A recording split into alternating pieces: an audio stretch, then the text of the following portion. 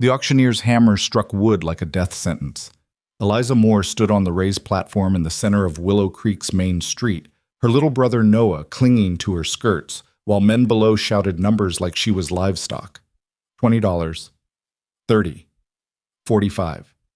Their eyes stripped her bare, calculating what they'd bought. Her labor, her body, her silence. She'd lost everything in 3 weeks. Father to fever, home to debt, freedom to this godforsaken auction. Now strange men were deciding her worth in dollars while Noah trembled against her leg, and all she had left was the promise she'd whispered in the dark last night. I'll keep you safe, no matter what. If you want to see how Eliza and Noah survive what comes next, stay with me until the end. Hit that like button and comment what city you're watching from. I want to know how far their story reaches across this world. The morning had started with bread and false hope. Eliza had woken Noah before dawn in the boarding house room they could no longer afford, rationing the last of their food, half a loaf gone hard, water from the pitcher. She'd brushed his hair with her fingers because she'd sold their mother's brush 2 days prior, and she'd told him the lie that tasted like ash on her tongue. It'll be all right, sweet boy. Someone kind will take us in. Noah had looked up at her with eyes too old for 5 years, brown and serious like their father's had been. He hadn't argued. He'd stopped arguing after they'd buried Papa in the hard Montana ground and watched strangers carry their furniture out the door. Now those words mocked her from every leering face in the crowd. The auctioneer was a thin man with a voice like a rusty saw, cutting through the mid-morning heat. Healthy girl, 20 years old, can cook and clean and mend, brother included, strong for his age, worth the extra mouth to feed. He gestured at them like they were a wagon and a mule being sold as a set. Eliza's spine straightened. She wouldn't give these men the satisfaction of seeing her break. Not yet. Not while Noah could still see her face. The bidding had started at $15. A shopkeeper she recognized from town, Mr. Brennan, who'd once smiled pleasantly while selling her father tobacco, raised his hand. 20. A ranch hand missing half his teeth called out 25, his grin promising things that made her stomach turn. Then came the others, voices blending together in a cacophony of greed and casual cruelty. 30. 35. Hell, 40. Girl, that pretty's worth it. Laughter rippled through the crowd. Eliza kept her eyes fixed on the false-fronted buildings across the street, their paint peeling in the relentless sun. She cataloged details the way Papa had taught her to stay calm during storms. The sorrel horse tied outside the saloon, the woman sweeping her porch 3 buildings down, the clouds gathering on the western horizon promising rain that wouldn't come in time to save anything. Noah's small hand tightened in her skirt. She dropped her own hand to his shoulder, squeezed once. I'm here. I'm still here. 45. The voice belonged to a man in a dusty suit, someone she didn't know. His eyes crawled over her like spiders. The auctioneer grinned, sensing profit. $45. Do I hear 50? This is quality merchandise, gentlemen. Raised proper, good family before the fever took 'em. Not some saloon girl or drifter. Quality merchandise. Eliza's jaw ached from clenching her teeth. 3 weeks ago, she'd been a person. A daughter helping her father run a modest freight business, dreaming of maybe teaching school someday, reading books by lamplight, living a quiet life that hurt no one. 3 weeks ago, Noah had been a child who laughed. 3 weeks was all it took to become merchandise. 50! Someone new, voice rough with whiskey even this early in the day. The auctioneer's gavel hand rose, ready to fall. Eliza's heart hammered against her ribs. $50. That's what she and Noah were worth. $50 to some drunk who'd... $100. The voice cut through the noise like a knife through rotted cloth, quiet, firm, tolerating no argument. The crowd shifted, heads turning.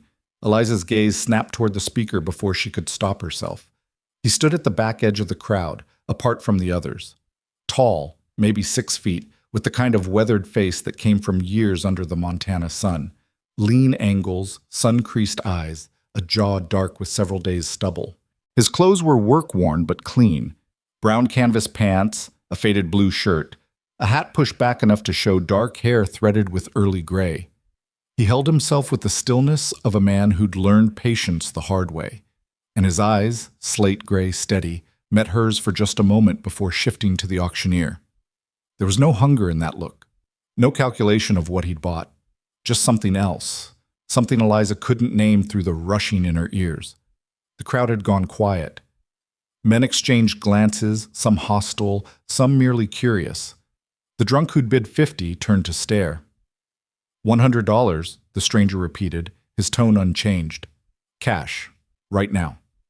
The auctioneer's grin widened into something that showed all his teeth. Well now, that's a serious bid, Mr. Hartman.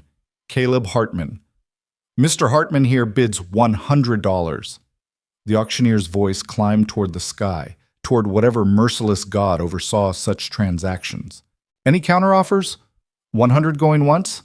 Silence, the kind that pressed against eardrums. Going twice? Eliza's breath caught. Noah's hand was shaking in her skirt, or maybe that was her own hand shaking against his shoulder. Sold to Mr. Caleb Hartman for $100. The gavel struck.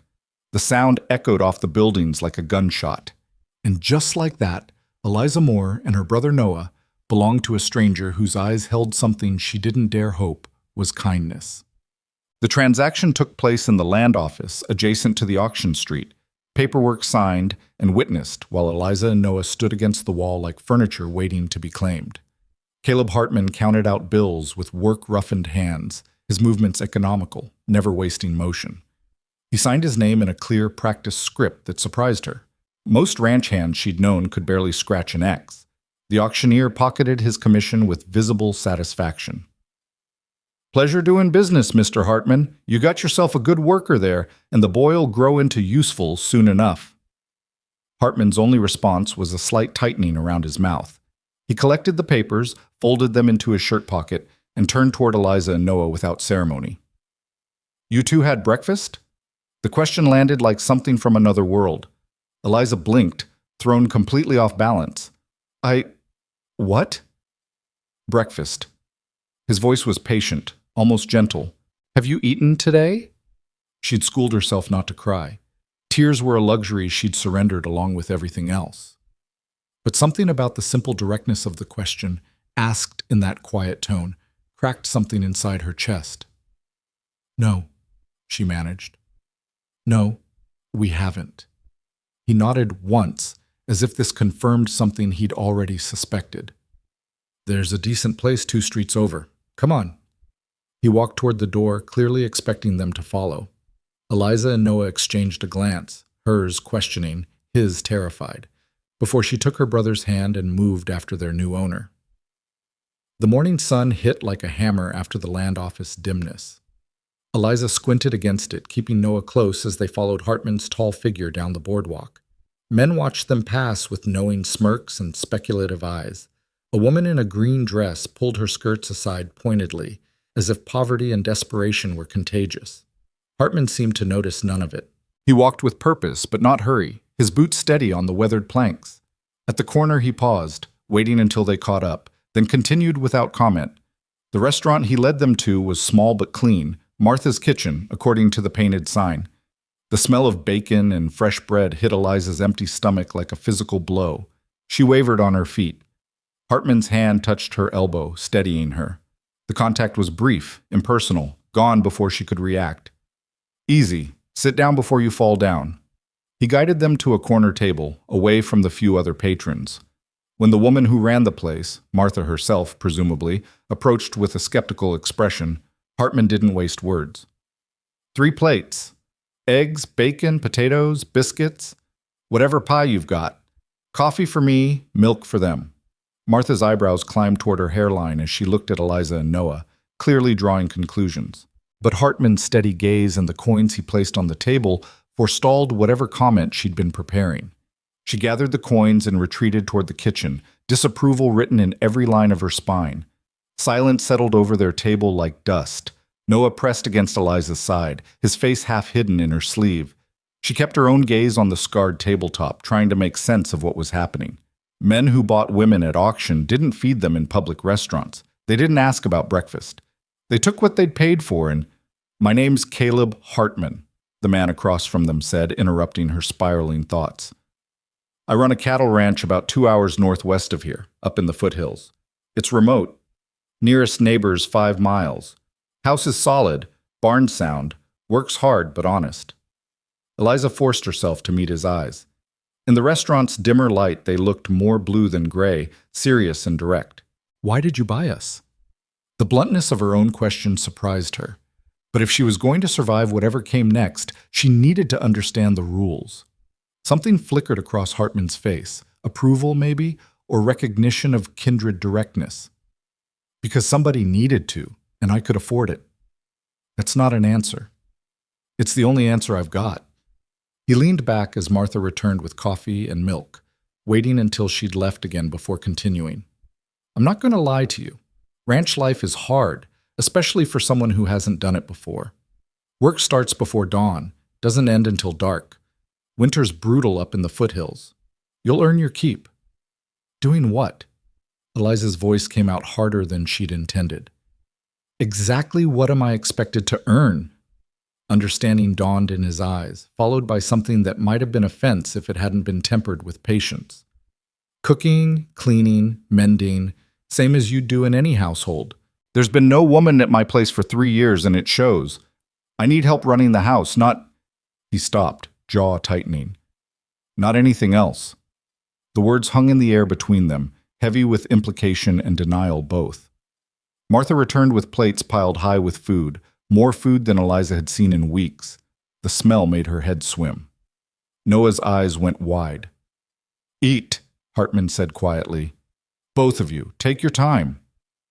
Eliza wanted to resist, to maintain some shred of dignity, to demand more answers before she accepted anything from this stranger who'd bought her like livestock. But Noah was already reaching for a biscuit with trembling hands, and her own hunger was a living thing clawing at her insides. She ate. The food was simple but well prepared, and after weeks of rationed scraps, it tasted like salvation. She forced herself to go slowly, to chew properly, to not make herself sick. Beside her, Noah ate with single-minded intensity, pausing only to gulp milk that left a white mustache on his upper lip. Hartman sipped his coffee and let them eat in peace. He didn't watch them with the possessive satisfaction of a man admiring his purchases. Mostly he looked out the window at the street, his expression distant, occasionally nodding to someone passing by. When they'd slowed enough to breathe, when Eliza's plate was half cleared and Noah was working on his second biscuit, Hartman spoke again. I'm going to be straight with you because I think you can handle straight talk. He set his coffee cup down with deliberate care. You're right to be scared and suspicious. You're right not to trust me. But here's what's true. I need help on my ranch, and you need a place to go. I can pay you wages. Not much, but fair. Room and board included. You'll have your own space, and the boy can stay with you. If you don't like the arrangement after a month, I'll bring you back to town and pay you for your time. No strings. Eliza's throat tightened. You'd let us leave? I don't keep people against their will. His voice was firm, almost harsh. I bought your debt, not your life. There's a difference, even if the law doesn't always recognize it. Then why buy us at all? Why not just offer us work? For the first time, his expression shifted into something harder to read. Regret, maybe, or old pain. Because that crowd wouldn't have stopped at $45 or $50. You know what would have happened. Don't pretend you don't. Eliza did know. The knowledge sat in her stomach like spoiled meat. So you bought us out of mercy. She couldn't keep the skepticism from her voice. I bought you out of anger. The admission came flat and honest. At them. At a system that does this to people. At myself for having the money to participate in something that shouldn't exist. He met her eyes again, unflinching. I'm not a good man pretending to be your savior. I'm a man trying to do one decent thing in an indecent situation. That's all. The rawness of it silenced her. Around them, the restaurant continued its morning business. Clatter of dishes, murmur of conversation, Martha moving between tables with practiced efficiency. Normal life for people whose worlds hadn't shattered 3 weeks ago. Noah tugged at Eliza's sleeve. Eliza? His voice was small, uncertain. Are we going to be okay? She looked down at her brother's face, thin from too little food, pale from too many sleepless nights, but still trusting her to have answers she didn't possess. The weight of his faith nearly crushed her. She looked back at Caleb Hartman, this strange man who claimed to want nothing but honest work, who'd paid $100 for the privilege of not being like other men. "If we come to your ranch," she said carefully, "and if we don't like it, you'll truly let us leave?" "You have my word." "Your word doesn't mean much to me yet." "Fair enough." He didn't seem offended. "Then you'll have to see for yourself." It wasn't an answer. It wasn't a guarantee. It wasn't anything solid enough to build trust on. But it was more than she'd had on that auction block 30 minutes ago, more than she'd expected from any outcome today. And Noah was looking up at her with those two old eyes, waiting for her decision, trusting her to choose right. Eliza took a breath that tasted like coffee and bacon grease and the dust of Willow Creek's streets. "All right," she said. 1 month. Hartman nodded once. 1 month. They left town within the hour. Hartman had supplies to collect: flour, salt, ammunition, other necessities for a ranch that dealt with town infrequently. He moved through the general store with efficient economy, selecting items and paying cash while Eliza and Noah waited near the door, still drawing stares from anyone who'd witnessed the auction. The wagon he'd brought was sturdy but worn, pulled by 2 draft horses with patient eyes. He loaded their meager belongings, everything Eliza and Noah owned fit in a single carpet bag, alongside his supplies, then helped Noah into the back and offered Eliza a hand up to the bench seat. She hesitated before accepting. His palm was calloused, grip strong but brief, releasing her the moment she was settled. The town fell away behind them as the wagon rolled north, following a road that grew progressively rougher, less traveled. The sky stretched vast and blue above them, interrupted only by the gathering clouds in the west that still promised rain that might not come. Hartman drove in silence, his attention on the horses and the road. Eliza watched the landscape roll past, grassland giving way to scrub pine, the land rising gradually toward distant mountains. It was beautiful in a harsh, unforgiving way, the kind of beauty that killed you if you weren't careful. Noah had fallen asleep in the wagon bed, exhausted by stress and the first full meal he'd had in weeks. His small body was curled around the carpet bag like it might protect him from whatever came next. "He's a good boy," Hartman said suddenly, startling her. "Didn't cry once, even when he was scared." Eliza's hand tightened on the wagon seat. "He's been through too much already. Children shouldn't have to learn that kind of strength." "No, they shouldn't." Something in his voice suggested personal knowledge. "How long were you two on your own after your father passed?" 2 weeks. The debt collectors came 3 days after we buried him." The words tasted bitter. Turns out Papa had borrowed against the business to pay for Mama's medicine 2 years back when she was sick. He'd been trying to pay it off ever since, but then the fever hit him, and... She stopped, throat closing. "They took everything, sold it all to cover what we owed, and when it wasn't enough, they put us on that block." "Your mother?" "Died when Noah was 2, just her and Papa and me after that, until it was just us." She stared at the horses' rumps, the way their muscles shifted under their hides. "We had a life. It wasn't much, but it was ours. Now it's gone." Hartman was quiet for a long moment, just the creak of the wagon and the clip of hooves on packed earth. Then, "My wife and daughter died 3 years ago. Cholera outbreak. I had a life too. It's not the same thing. Nobody sold me or took my land, but I understand gone." The admission hung in the air between them. Eliza glanced at him sidelong, seeing new details now. The grief worn into the lines around his eyes, the way he held himself with the careful control of someone who'd learned not to break. "I'm sorry," she said, and meant it. "So am I." He guided the horses around a rough patch in the road. The ranch was supposed to be for them, for Sarah and Emma. Spent 5 years building it up, making it into something we could be proud of. Then they were gone, and I was left with this place I'd built for ghosts. "Why stay?" "Because leaving would mean it was all for nothing." His jaw tightened. "At least this way the work means something, even if the reasons are different now." Eliza understood that logic more than she wanted to. Sometimes survival was just stubbornness by another name. The road climbed steadily through the afternoon. The sun tracked across the sky, turning the clouds on the western horizon from white to gold to threatening gray. The temperature dropped as they gained elevation, and Eliza pulled her worn shawl tighter around her shoulders. Hartman noticed. Without comment, he reached behind the seat and pulled out a heavy wool blanket, offering it to her. "I'm fine," she said automatically. "It gets colder in the foothills. Take it." Pride warred with practicality. Practicality won. She accepted the blanket, wrapping it around herself and tucking the edges around Noah when he stirred in his sleep.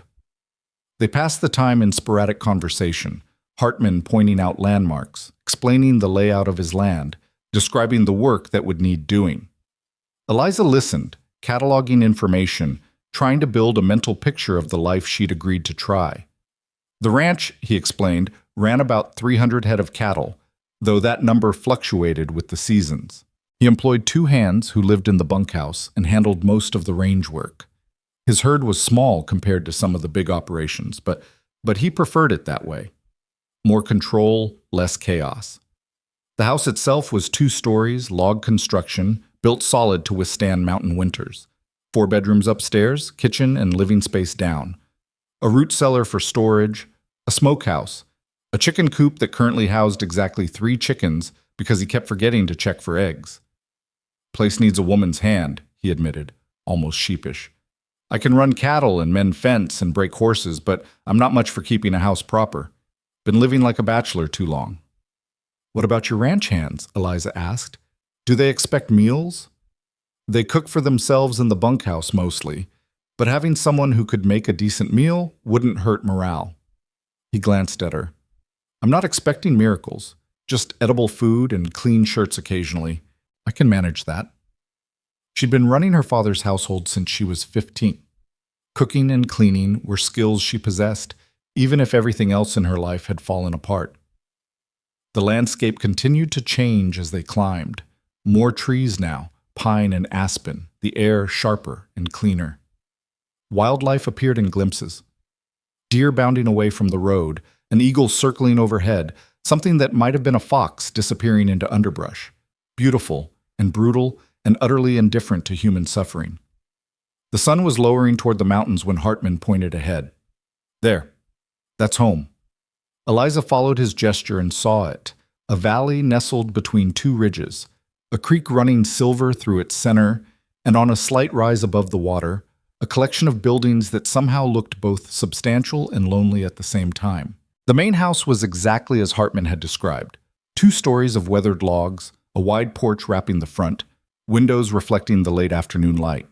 Nearby stood a barn, several smaller outbuildings, corrals with rail fences, and what must be the bunkhouse. Beyond it all, cattle grazed in distant pastures, dark spots against golden grass. It looked like something from a picture book, the kind of frontier homestead people back east romanticized in dime novels. Clean lines and honest work, and the promise of prosperity through sweat and will. It looked like a place where people could disappear and no one would know. Eliza's hands tightened in the blanket. Beside her, Hartman seemed to sense her tension.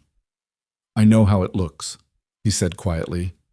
"Middle of nowhere, no witnesses, just your word against mine if things go wrong." He drew the wagon to a halt at the top of the last rise, letting the horses rest before the final descent. "I can't make you trust me. Trust isn't something you buy or demand. But I can keep my promises, and I can give you time to see I mean what I say." Noah stirred in the wagon bed, waking. "Eliza?" His voice was foggy with sleep. "Where are we?" She looked back at her brother, then down at the ranch spread below them, then at Caleb Hartman's weathered face with its burden of old grief and uncertain new purpose. "Somewhere different," she said, because it was true and because she had no better answer. "Come on, sweet boy, let's see what we've gotten ourselves into." Hartman clicked to the horses and the wagon rolled forward, carrying them down into the valley as the sun painted everything gold and the shadows grew long, and the first cold breath of evening wind whispered through the pines like a warning or a welcome. Eliza couldn't tell which. The ranch yard was neat but clearly neglected in small ways, tools that should have been put away left leaning against walls, weeds creeping up around the porch steps, windows that hadn't seen a good cleaning in months. The kind of disorder that came from a man working alone, doing what was necessary to survive but forgetting about the rest. Two men emerged from the bunkhouse as the wagon rolled to a stop. Ranch hands, presumably. One was young, maybe 20, with red hair and a sunburned face. The other was older, graying and weathered, with the bow-legged walk of someone who'd spent most of his life on horseback. Hartman set the brake and climbed down, nodding to both men. "Henry, Tom, this is Eliza Moore and her brother Noah. They'll be staying at the main house. Miss Moore will be handling the household work." The two men exchanged glances, questions clear in their eyes, but they had the sense not to voice them. The younger one, Tom, touched his hat brim. "Ma'am." Henry just nodded, his expression neutral, but his gaze sharp, assessing. Hartman helped Noah down from the wagon bed, then offered his hand to Eliza again. She accepted it, this time without hesitation, small concession to practicality. Her legs were stiff from the long ride. "Tom, help me unload these supplies," Hartman said. "Henry, would you see to the horses?" "Sure thing, boss." Henry moved to take the team's heads, running practiced hands over them, checking their condition after the long haul. Hartman gathered Eliza and Noah's carpet bag along with several boxes of supplies. "Come on, I'll show you inside." The porch steps creaked under their weight. The front door opened easily, hinges well-oiled despite other evidence of neglect. Inside, the house was dim and cool, smelling faintly of wood smoke and coffee and male habitation. Hartman set the boxes down and lit a lamp against the gathering darkness. Warm light bloomed, revealing a main room that was functional but sparse. A table and chairs, a stone fireplace with cold ashes, cupboards and shelves that held dishes and supplies in bachelor disorder. Everything was clean enough, but nothing was right. Mismatched plates stacked haphazardly, books and papers piled on every surface. A general air of someone living in a space rather than making it a home. "Kitchen's through there," Hartman gestured to an archway. "Pantry beyond that, root cellar access in the floor. Upstairs are the bedrooms." He paused, seemed to reconsider something. "I'll show you." They followed him up a narrow staircase to a hallway with 4 doors. He opened the first on the right. A small room with a single bed, a dresser, a window overlooking the front yard. Simple but clean, the bed made with military precision. This was... He stopped, started again. "You and Noah can have this room, or there's a larger one down the hall if you prefer. My room's at the end. 4th door is mostly storage now." Eliza stepped into the small room, Noah close behind her. The bed looked impossibly soft after nights on boarding house cots and charity floors. A rag rug covered the planked floor. The dresser was empty, waiting. "This is fine," she heard herself say. "This is more than fine." Hartman nodded. "There's water in the pitcher, chamber pot under the bed, extra blankets in the chest if you get cold. I'll be downstairs getting supper started, or trying to." I wasn't lying about my cooking. He retreated, his boots heavy on the stairs. Eliza listened to him go, then closed the door and sagged against it. Noah looked up at her with wide eyes. "Eliza, is this really okay?" "I don't know yet, sweet boy." She pulled him close, breathing in the little boy's smell of him, sweat and dust and fear and trust. "But it's better than where we were this morning. That's something." They stood there in the lamplight of their new room in a stranger's house at the edge of wilderness, holding each other because they were all either of them had left, while downstairs Caleb Hartman clattered around his kitchen trying to make supper for 3 instead of 1, and outside the first stars pricked through the darkening sky like holes punched in fabric, letting through light from some other, kinder world. 1 month, Eliza had promised. 1 month to see if this strange arrangement could possibly work, if this man who claimed to want nothing but honest work could be trusted with their lives and safety. 1 month to figure out if mercy was real or just another kind of trap. The smell of burning stew drifted up the stairs, followed by a muttered curse. Despite everything, the fear, the exhaustion, the impossible strangeness of this day, Eliza felt her mouth twitch towards something that might have been a smile. She took Noah's hand. "Come on, let's go rescue supper before he burns the house down." They descended together into their new, uncertain life where nothing was promised and everything was strange, but where at least, for now, for tonight, they had a roof and food and a locked door between them and the world.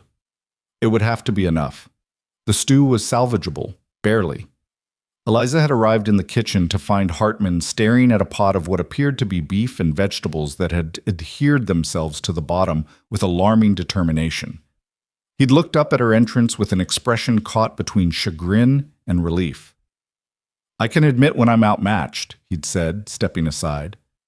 She'd taken over without comment, scraping what could be saved, adding water and salt and a prayer, coaxing the meal back from the edge of disaster, while Noah sat at the table watching with solemn eyes, and Hartman leaned against the counter looking both grateful and uncomfortable in his own kitchen. They'd eaten in near silence, the stew passable, if not inspired, accompanied by bread Hartman had bought in town and coffee strong enough to strip paint. Afterward, he'd shown her where things were kept, apologizing for the disorder, then excused himself to check on the horses one final time before full dark.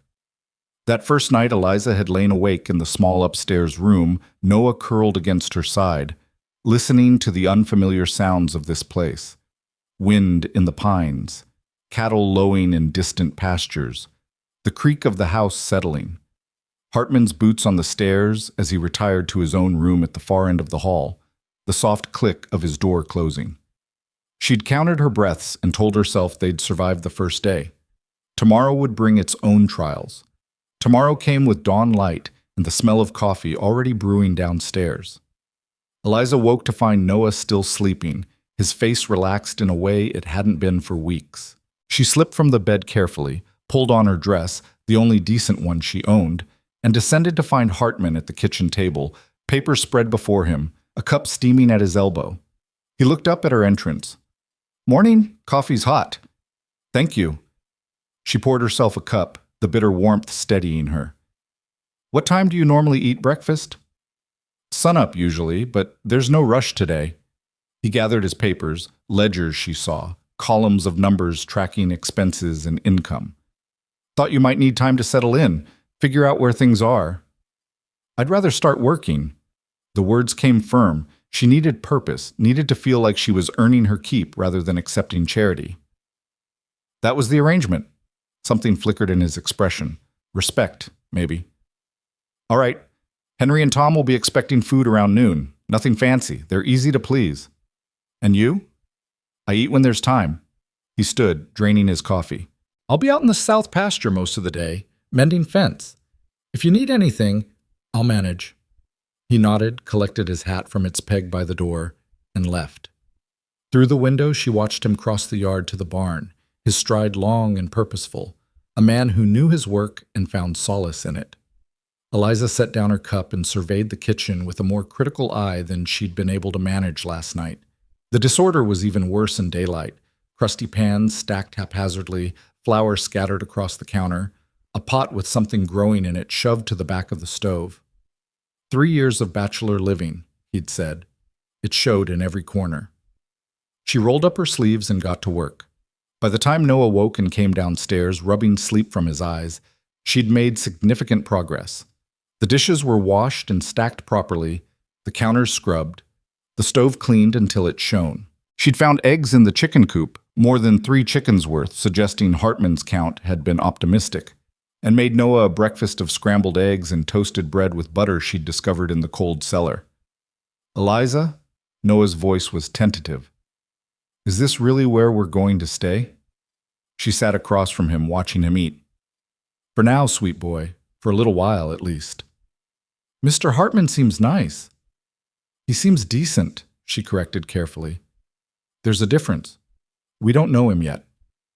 "But he gave us food and a bed, and he didn't—" Noah stopped, some instinct telling him not to finish that thought. Eliza's chest tightened. Her brother was 5 years old. He shouldn't have the vocabulary to describe what other men might have done. "I know, but we still need to be careful. Can you do that for me?"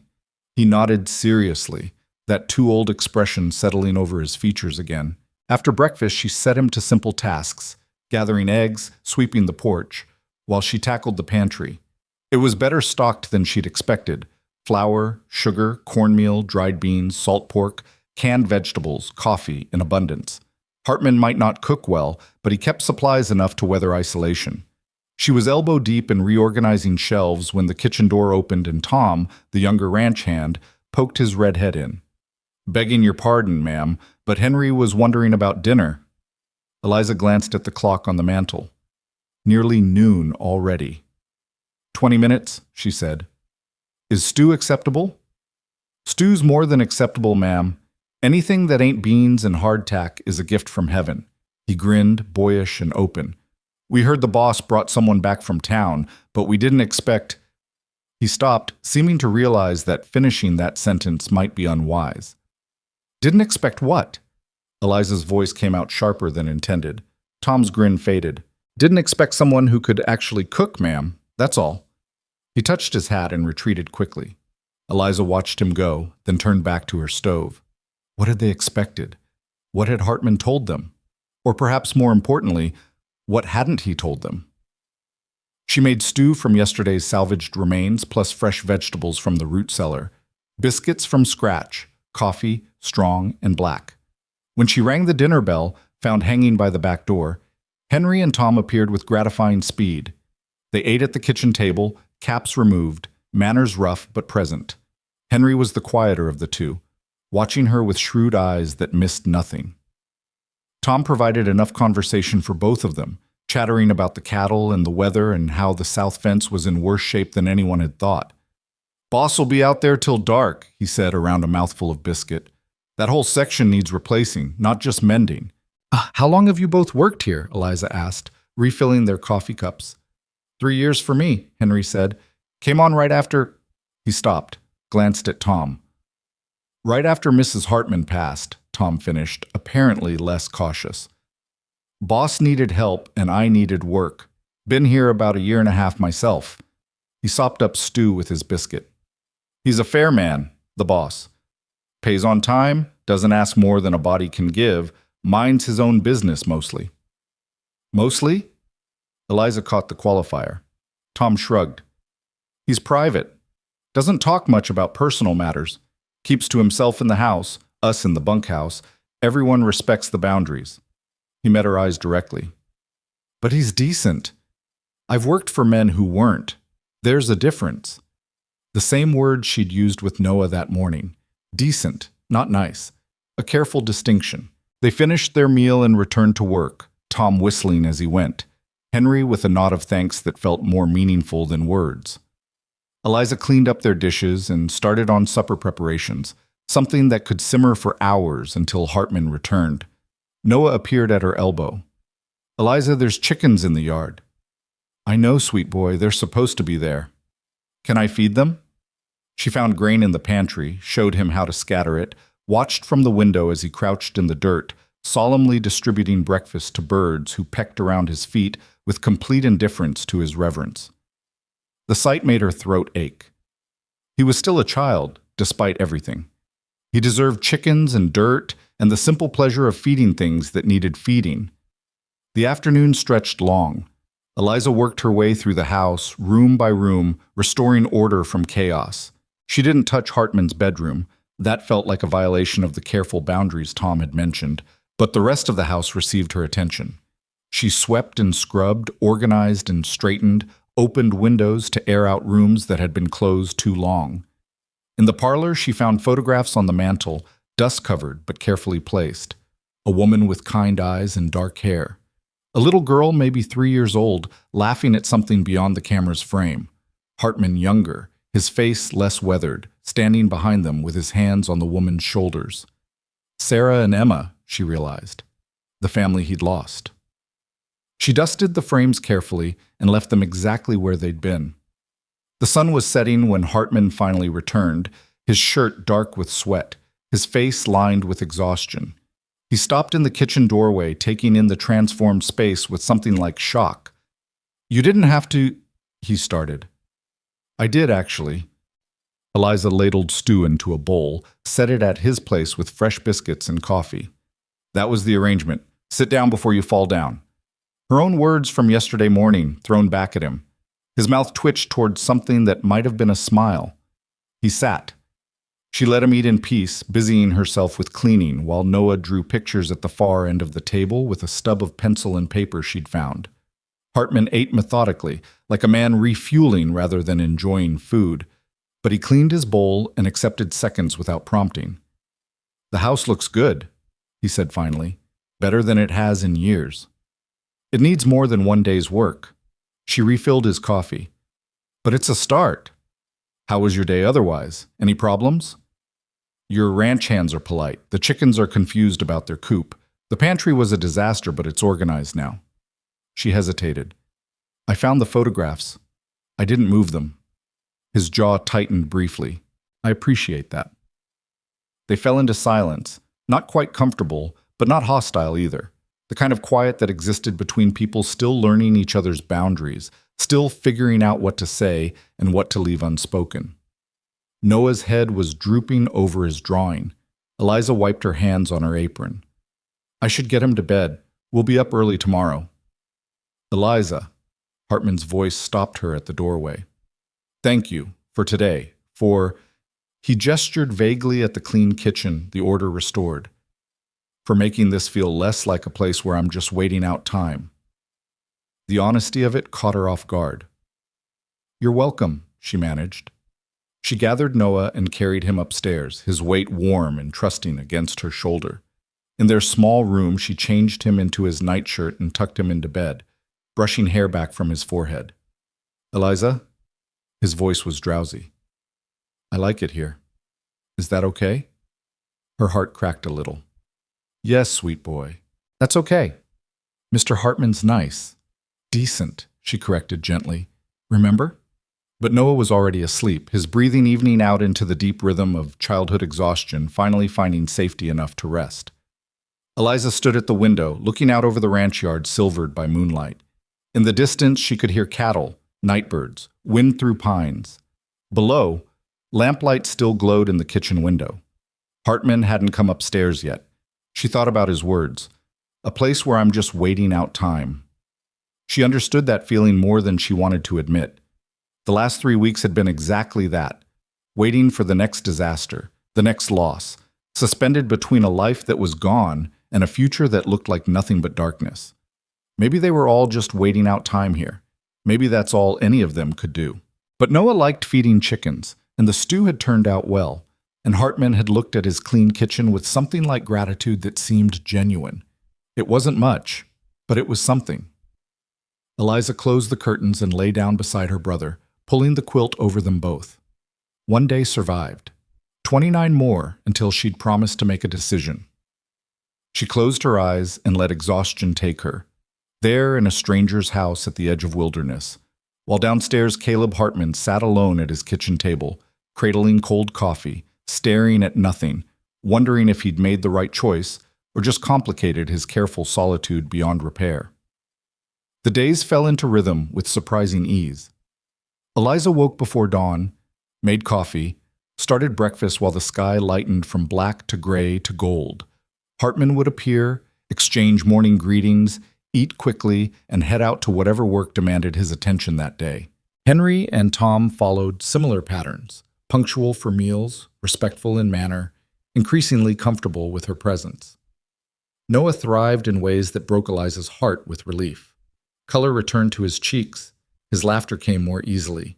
He followed Tom around like a devoted puppy when chores allowed, learning about horses and cattle and ranch life with the absorptive enthusiasm of childhood, given something safe to focus on besides fear. "Boys got good instincts with animals," Tom reported one evening. "Gentle hands. Not afraid, but not reckless either." Hartman had glanced at Noah, something unreadable crossing his face. "That's good. Animals sense fear." Eliza worked her way through the house's neglect methodically. She mended shirts and socks, patched curtains, scrubbed floors until they gleamed. She learned the rhythms of the kitchen, how the stove ran hot, which pans were reliable, how to stretch supplies when town was days away. Her cooking improved from merely edible to genuinely good, and the appreciation from all three men was sincere enough to feel like something close to pride. Hartman paid her at the end of the first week. Actual money, coins that clinked into her palm with solid weight. Not much, as he'd warned, but fair. More than fair, really, considering room and board were included. "This is too much," she'd protested. It's what we agreed on. His tone brooked no argument. You've earned it. She tucked the money into her carpet bag, her first earnings in longer than she could remember, proof that she wasn't just surviving on charity, but actually working, actually worth something beyond what men might bid at auction. The distance between them remained carefully maintained. Hartman was unfailingly polite, but never familiar. He didn't linger after meals. He knocked before entering any room she might be in. He gave her space and a privacy and the respect of treating her like a person with autonomy rather than property with obligations. It should have been reassuring. Mostly it was. But there were moments, fleeting, strange, when Eliza caught herself almost wishing he were less careful, less distant. When she'd see him playing absently with Noah in the yard after supper, showing him how to rope fence posts. His rare laugh, low and genuine, and she'd feel something shift in her chest that had nothing to do with fear or gratitude. She didn't examine those moments too closely. They felt dangerous in ways she couldn't articulate. 2 weeks became 3. The house transformed under her care, becoming something that felt lived in rather than merely inhabited. She planted herbs in the kitchen garden, mended the curtains, even convinced Hartman to let her reorganize his office, the one room that had defeated her attempts at order through sheer volume of paperwork and ranch records. I have a system, he'd protested mildly. Your system is piles, she'd countered. I promise not to throw anything away. He'd surrendered with good grace, and she'd spent 2 days creating actual organization from chaos, ledgers chronologically arranged, correspondence filed by sender, bills and receipts sorted by date and type. When she'd shown him the results, he'd looked around his office with something like wonder. I can find things now, he'd said, touching a neatly labeled folder. I'd forgotten that was possible. You're welcome. She'd wiped dust from her hands. Though you need to keep it this way or I'm not responsible for what happens. Yes, ma'am. The words held gentle humor, an easiness between them that hadn't existed even days before. That evening he'd brought in fresh venison from a hunt, more meat than they could eat before it spoiled. Eliza had spent the next day preserving it, smoking some, salting other portions, making stew that would keep, practical work that felt satisfying, like building something that would last beyond tomorrow. She was stirring the stew pot when Hartman came in early, his expression troubled. Henry says there's weather coming, he announced without preamble. Bad storm, maybe 2 days out. We need to prepare. What do you need me to do? Make sure we have supplies, wood stacked, water stored, food that won't need cooking if the stove goes out. He ran a hand through his hair, a rare gesture of agitation. These mountain storms can be brutal. We might be stuck inside for days. They spent the next day and a half in focused preparation. Tom and Henry moved the cattle to lower pastures with better shelter. Hartman chopped and stacked wood until it formed a wall against the house. Eliza inventoried supplies, filled every container she could find with water, cooked bread and beans that would keep, made sure the lamps were filled and extra blankets accessible. Noah sensed the tension and stayed close, his earlier ease replaced by watchful worry. Eliza tried to reassure him, but the truth was she didn't know what to expect either. Montana storms were legendary, but she'd never weathered one this remote, this exposed. The sky darkened earlier than it should have, clouds rolling in from the west like invading armies. The temperature plummeted, wind picked up, testing the house's seams, finding weaknesses. Hartman came in at dusk, his face grim. It'll hit tonight. Henry and Tom are secured in the bunkhouse. We should be fine here, but... He looked at Noah, then at Eliza. Stay away from windows. If I tell you to go to the cellar, you go immediately. Understand? Yes. Her mouth was dry. They ate supper in tense silence, the wind already howling around the eaves. Afterward, Hartman checked every window latch, every door, the stove, the lamps, moving with methodical efficiency. Eliza put Noah to bed early, singing him songs their mother used to sing, trying to keep fear from her voice. She was descending the stairs when the storm truly hit. The wind struck like a physical blow, rattling the entire house. Rain followed immediately, not drops but sheets, walls of water thrown against the walls with percussive force. Thunder cracked so close it felt like the sky splitting open. Eliza froze on the stairs, hand white-knuckled on the railing. Through the window she could see nothing but darkness and water, the yard completely obscured. It's all right, Hartman's voice came from below, steady despite the chaos. House is solid. It'll hold. She forced herself down the remaining steps. He was checking the windows again, making sure they were sealed against the deluge. Lightning flashed, illuminating his profile in stark relief. Strong nose, determined jaw, the calm focus of someone who'd weathered worse. Another crack of thunder. The house shuddered. Something crashed outside. A shutter torn loose, or worse. Should we go to the cellar? Eliza's voice was thin. Not yet. We're safe up here unless... He stopped as a massive gust slammed into the house, making the walls groan. Unless it gets worse. They stood in the parlor, strangers brought together by circumstance and now by storm, while outside the world tried to tear itself apart. Rain hammered the roof, wind screamed through every gap. Lightning turned night to day in stuttering pulses. Eliza thought of Noah upstairs, hoped he was still sleeping, prayed the sound wasn't frightening him awake. She thought of Henry and Tom in the bunkhouse, the cattle in the pastures, all the vulnerable living things caught in this violence. Another impact, harder this time, a splintering crack. Hartman swore softly. That was the barn roof. Part of it, anyway. He started toward the door. You can't go out there? Eliza's hand shot out, caught his arm without thinking. He looked down at her hand, then up at her face. I have to check on the horses. You'll be killed. The wind... I know my land. I know what I'm doing. But he didn't pull away from her grip. Eliza, I have to. She wanted to argue, to point out that dead men couldn't save horses, that his ranch hands were experienced and secured and he needed to trust them to handle their own safety. But she saw the set of his jaw, the determination that came from 3 years of shouldering every responsibility alone, and knew argument would accomplish nothing. Then at least take a rope, she said, releasing him.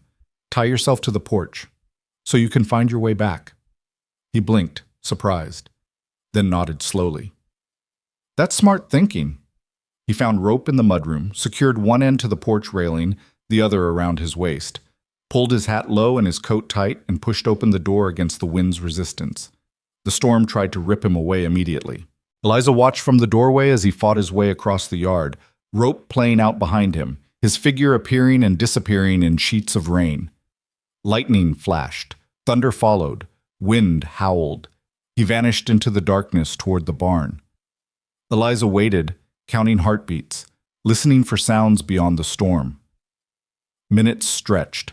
The rope remained taut, which meant he was still moving, still anchored, but the barn was at least 50 yards from the house, and in this chaos, movement, a shape resolving from darkness. Hartman fought his way back, hand over hand on the rope. Something clutched under his other arm. He reached the porch, and Eliza pulled him inside, slamming the door against the wind. He was soaked through, streaming water, breathing hard, and cradled against his chest was a cat. Barn cat, half wild, eyes wide with terror. Roof collapsed partially, he gasped. Horses are secure in the far stalls, safe, but this one... He held out the cat. Couldn't leave her. Eliza took the trembling animal automatically, felt claws dig through her dress as it clung desperately. She looked at Hartman, this man who'd fought through a killing storm to check on animals, who'd carried back a terrified cat because he couldn't leave her, and felt something fundamental shift in her understanding. You're bleeding, she said quietly. He glanced down at his arm where his shirt was torn, blood mixing with rain. Beam caught me. It's nothing. It's not nothing. Sit down. She handed him the cat, which immediately burrowed against his chest despite being half drowned, and went to fetch bandages and water. When she returned, he was on the settee, the cat in his lap, his expression distant. Let me see. She knelt beside him, carefully rolling up his sleeve. The cut was long but shallow, not deep enough for serious concern, but it needed cleaning. She worked efficiently, aware of his eyes on her face, aware of the cat purring between them despite everything, aware of the storm still raging outside but somehow feeling farther away. You think I'm foolish, he said, risking myself for animals. I think you're responsible. She wrapped the bandage carefully. And maybe a little foolish, but mostly I think you understand what it means to be helpless in the dark while the world comes apart. His breath caught. Their eyes met, and in that moment Eliza saw past all his careful distance to the grief he carried, not just for Sarah and Emma, but for everyone and everything he couldn't save, every loss that accumulated weight until it became almost unbearable. The cat's name was Emma, too, he said softly. My daughter named her. I couldn't. He stopped, jaw working. I couldn't just leave her. I know. Eliza's hand rested on his wrist, the bandage between them, the storm howling, the cat purring. I know. They stayed that way while the storm peaked and slowly, gradually began to ease. The wind lessened from screaming to merely roaring. The rain shifted from deluge to downpour. Thunder moved east, carrying the worst of it away. Eventually, Hartman stood, still cradling the cat. I should check the rest of the house. Make sure nothing's leaking. I'll help. They moved through the rooms together, finding minor damage. One window had cracked but held. Water had seeped under the back door, but nothing catastrophic. The house had stood, solid as Hartman had promised. Upstairs, Noah was sleeping still, miraculously undisturbed or too exhausted by recent weeks to wake even for apocalyptic weather. Eliza tucked the quilt tighter around him, whispered a prayer she barely believed in. When she came back down, Hartman had changed into dry clothes, the cat still following him like a shadow. He'd built up the fire against the cold that had swept in behind the storm. Thank you, he said as she entered. For tonight, for... He gestured vaguely at his bandaged arm, at the house, at everything. For all of it. You're paying me to be here, she reminded him gently. Not for this. Not for... He stopped, seemed to struggle with something. 3 years I've been alone in this house. 3 years of silence and empty rooms and pretending I was fine with it. Then you and Noah arrive and suddenly there's life here again, and I don't know how to... He stopped again, frustrated. You don't have to figure it out tonight. Eliza moved to the fire, held her hands toward its warmth. We're all still learning this. What it means to be here together. He nodded slowly. 1 month. That was the agreement. We're past halfway now. I know. Have you decided? If you'll stay beyond that? The question hung in the air between them, weighted with implications neither of them had directly addressed. Eliza thought about the clean house and Noah's laughter and the money in her carpet bag, and this man who'd risked a storm for a cat because his daughter had named her. I haven't decided, she said honestly. But I'm thinking about it. That's fair. He stoked the fire, sparks dancing up the chimney. I know I'm not easy company. I know this place is isolated and the work is hard, and you deserve better than what circumstances forced on you. Caleb. His first name felt strange on her tongue, intimate in ways she hadn't intended. But he looked up at it, something raw and hopeful in his expression. You gave us a choice when we had none. That matters more than you know. The fire crackled. The storm continued its retreat. The cat, Emma, purred in her basket of towels. And two people who'd started as strangers, brought together by desperation and auction blocks and the cruel mathematics of survival, stood in the warm parlor of a house that was slowly becoming something neither of them had expected. Not just shelter, not just arrangement, but perhaps, maybe, the beginning of home. Morning revealed the storm's toll in harsh daylight. The barn roof sagged where beams had cracked, shingles scattered across the yard like playing cards. One section of corral fence lay flattened. Branches littered everything, torn from trees with violent indifference. But the house stood intact, the animals had survived, and Henry and Tom emerged from the bunkhouse, shaken but unharmed. Caleb was out at first light assessing damage, his jaw set in that determined line Eliza had come to recognize as him calculating work and cost and time. She watched from the kitchen window while making breakfast, saw him walk the perimeter with Henry, pointing at problems, already planning solutions. Noah appeared at her elbow, rubbing sleep from his eyes. Did the storm hurt anything? Some things, but nothing we can't fix. She hoped that was true. Come on, let's get you fed. The men ate quickly, conversation sparse and focused on immediate needs. Roof repairs before the next rain, fence mending, checking the cattle in the far pastures to ensure none had scattered or been injured. The list was long and the available hands were few. I can help, Eliza heard herself say. 3 pairs of eyes turned toward her. Caleb's expression was somewhere between surprise and refusal forming. Help how? Henry asked, not unkindly but skeptical. I can mend fence. My father taught me basic carpentry before he... She stopped, pushed past it. I'm not strong enough for heavy lifting, but I can hand you tools, hold boards steady, do whatever doesn't require a man's strength. Tom grinned. Extra hands are extra hands, boss. Caleb studied her face, clearly weighing something. It's hard work. Outdoor work in whatever weather comes. I'm aware. Her chin lifted slightly. I'm offering, not asking permission. Something flickered across his features that might have been approval. All right, but you work the house first, then come out if there's still daylight. And you bring Noah. I won't have him alone in the house all day. It wasn't the acceptance she'd wanted, tempered as it was with conditions, but it was more than most men would have offered. Agreed. She worked through her morning tasks with efficient speed. Dishes washed, bread set to rise, stew started for dinner. Noah helped where he could, his presence more hindrance than help, but his earnestness too genuine to discourage. By mid-morning, she had everything manageable, and she bundled them both into work clothes, her oldest dress, his spare pants, and headed outside. The men were at the barn, Caleb and Henry up on the damaged roof, Tom on the ground managing supplies. Eliza approached with Noah's hand tight in hers. Put us to work, she said simply. Tom looked up at the roof. Caleb looked down, seemed to debate something, then nodded. Tom, show her how to sort the salvageable shingles from the ruined ones. Stack them separate.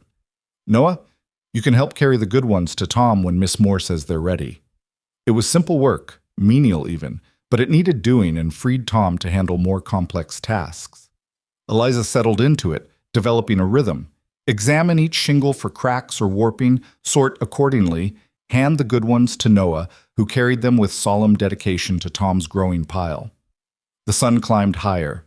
The work continued. Above them, Caleb and Henry worked in near-silent coordination, the kind of wordless partnership that came from years of shared labor. Hammer blows rang out steadily. Boards creaked. Gradually, the damaged section took on new shape, raw wood bright against weathered. Miss Moore, Tom's voice interrupted her focus. You're going to blister those hands if you're not careful. She looked down to find her palms red and tender from handling rough wood. It's fine. It's not fine. Boss will have my hide if you hurt yourself on account of helping. He dug through his supply sack and produced worn work gloves. Here, too big, but better than nothing. The gloves swallowed her hands but protected them. She nodded thanks and returned to work, aware of Tom's kindness, aware of how easily these men could have dismissed her offer or mocked her presumption. Dinner came and went in shifts, Eliza running back to the house to serve food, returning quickly to continue work. The afternoon stretched long and hot, the storms passing leaving behind oppressive humidity. Her dress clung to her back with sweat. Her arms ached, but the pile of sorted shingles grew steadily, and when Caleb finally called halt for the day, she felt the satisfaction of contribution rather than just service. Good work, he said simply, addressing all of them, but his eyes lingering on her. We'll finish the roof tomorrow, then move to the fence. That evening after supper, after Noah was asleep and the house was quiet, Eliza sat on the porch steps letting the cool night air soothe her overheated skin. She was examining her reddened palms, blistered despite the gloves, when the screen door creaked behind her. Caleb settled onto the step beside her, not quite touching, but close enough that she could feel the warmth radiating from him. He held out a tin of salve. For your hands, he said. Should have given it to you this morning. She accepted it, opened the lid to find something that smelled of herbs and grease. What is it? Old recipe. Sarah used to make it. He stared out at the darkened yard. Helps with blisters and cracked skin. Ranching makes a mess of hands. Eliza applied the salve carefully, feeling immediate cooling relief. They sat in comfortable silence, the kind that had become easier between them as weeks passed. Crickets sang in the grass. A horse whickered softly from the barn, the ordinary sounds of a ranch settling into night. You didn't have to help today, Caleb said finally. That wasn't part of our arrangement. The arrangement was household work. I've been thinking maybe the arrangement needs expanding. He turned to look at her, expression unreadable in the darkness. Meaning I'm useful for more than just cooking and cleaning. Meaning sitting inside all day while everyone else works, the ranch feels like wasting half my value. She closed the salve tin carefully. My father ran a freight business. I kept his books, helped with loading, did whatever needed doing. I'm not afraid of hard work, Caleb. I'm afraid of being useless. You're not useless. His voice held conviction. This house was barely livable before you came. Now it's... He gestured vaguely. Now it's a home again. The word hung between them, heavy with meaning. But you want more than that, he continued slowly, understanding dawning. You want to be part of the whole operation, not just the domestic part. Yes. Simple and honest. He was quiet for a long moment, thinking. It would mean longer days, harder work than you did today. The men might not... He stopped. Henry and Tom are decent, but not every ranch hand would be comfortable taking direction from a woman, even indirectly. Then it's good I'm not asking to give direction, just to contribute. A sound that might have been a laugh escaped him. You're stubborn, you know that? I've been called worse recently.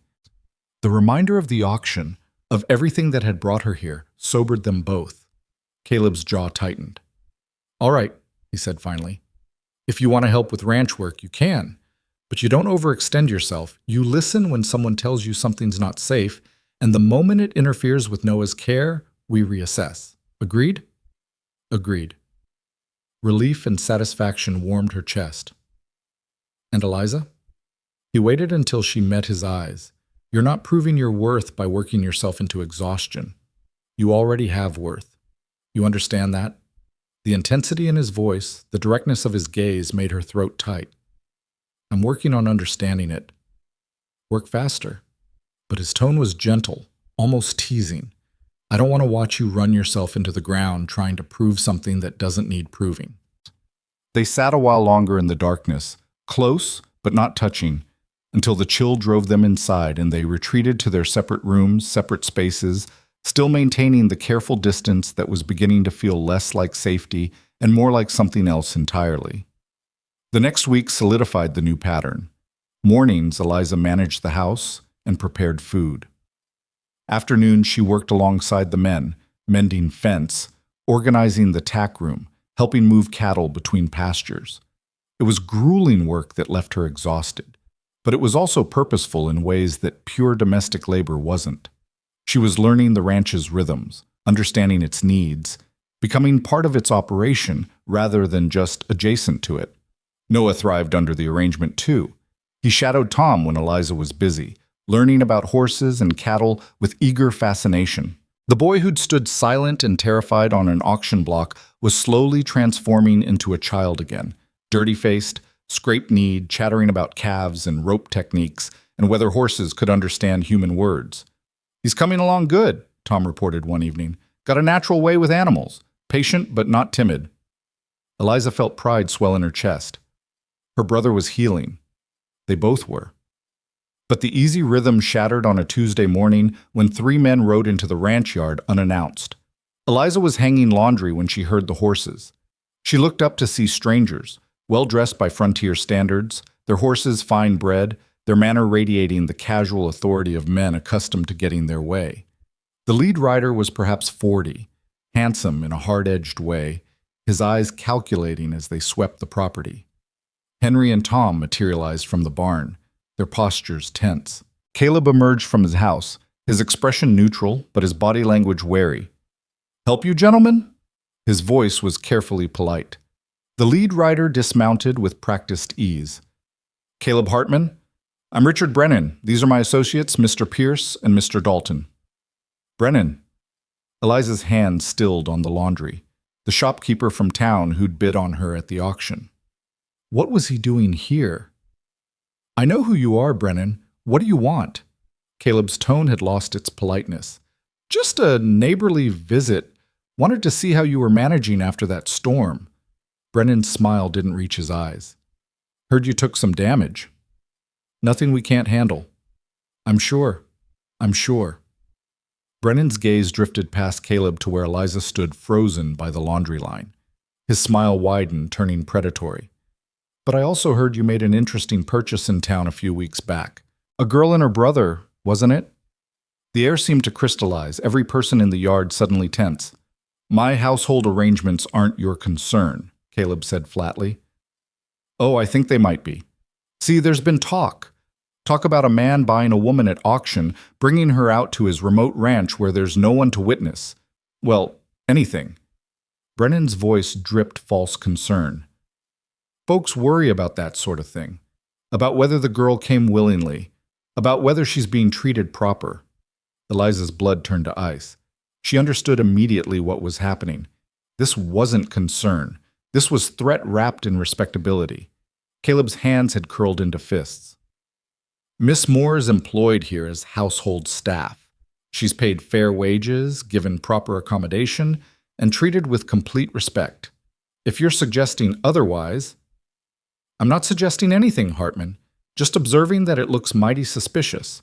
Man living alone buys himself a pretty girl, keeps her isolated out here. Brennan shrugged elaborately. People draw conclusions. Then people are wrong. Caleb's voice had gone dangerously quiet. Maybe, maybe not. Brennan's eyes returned to Eliza. Why don't we ask the lady herself? Miss Moore, is it? You being treated all right here? Because if you're not, if you feel unsafe or coerced, well, there are men in town who'd be happy to provide alternative arrangements. The implication was clear. If she expressed any dissatisfaction, any hint that Caleb was mistreating her, these men would take her away. But they wouldn't take her to safety. They'd take her to whatever arrangement they'd already decided on, whatever use they'd planned for her. This was never about her welfare. This was about men challenging Caleb's authority, about taking what they wanted, about power. Eliza's hands tightened on the wet sheet she was holding. Her heart hammered against her ribs. Every instinct screamed at her to stay silent, stay invisible, let the men handle this. But she thought of Noah sleeping safely in the house. She thought of the money in her carpet bag, earned through honest work. She thought of Caleb carrying a cat through a killing storm because his daughter had named her. She stepped away from the laundry line. Mr. Brennan, she said clearly, her voice carrying across the yard, I appreciate your concern, misguided though it is. All eyes turned to her. Brennan's expression shifted toward something calculating. Mr. Hartman offered me honest employment when I had nothing, she continued, walking forward until she stood beside Caleb. He pays me fair wages. He provides safe accommodation for me and my brother. He treats me with respect and dignity, something, I might note, that was distinctly lacking when you and your friends were bidding on me like livestock a month ago. Brennan's jaw tightened.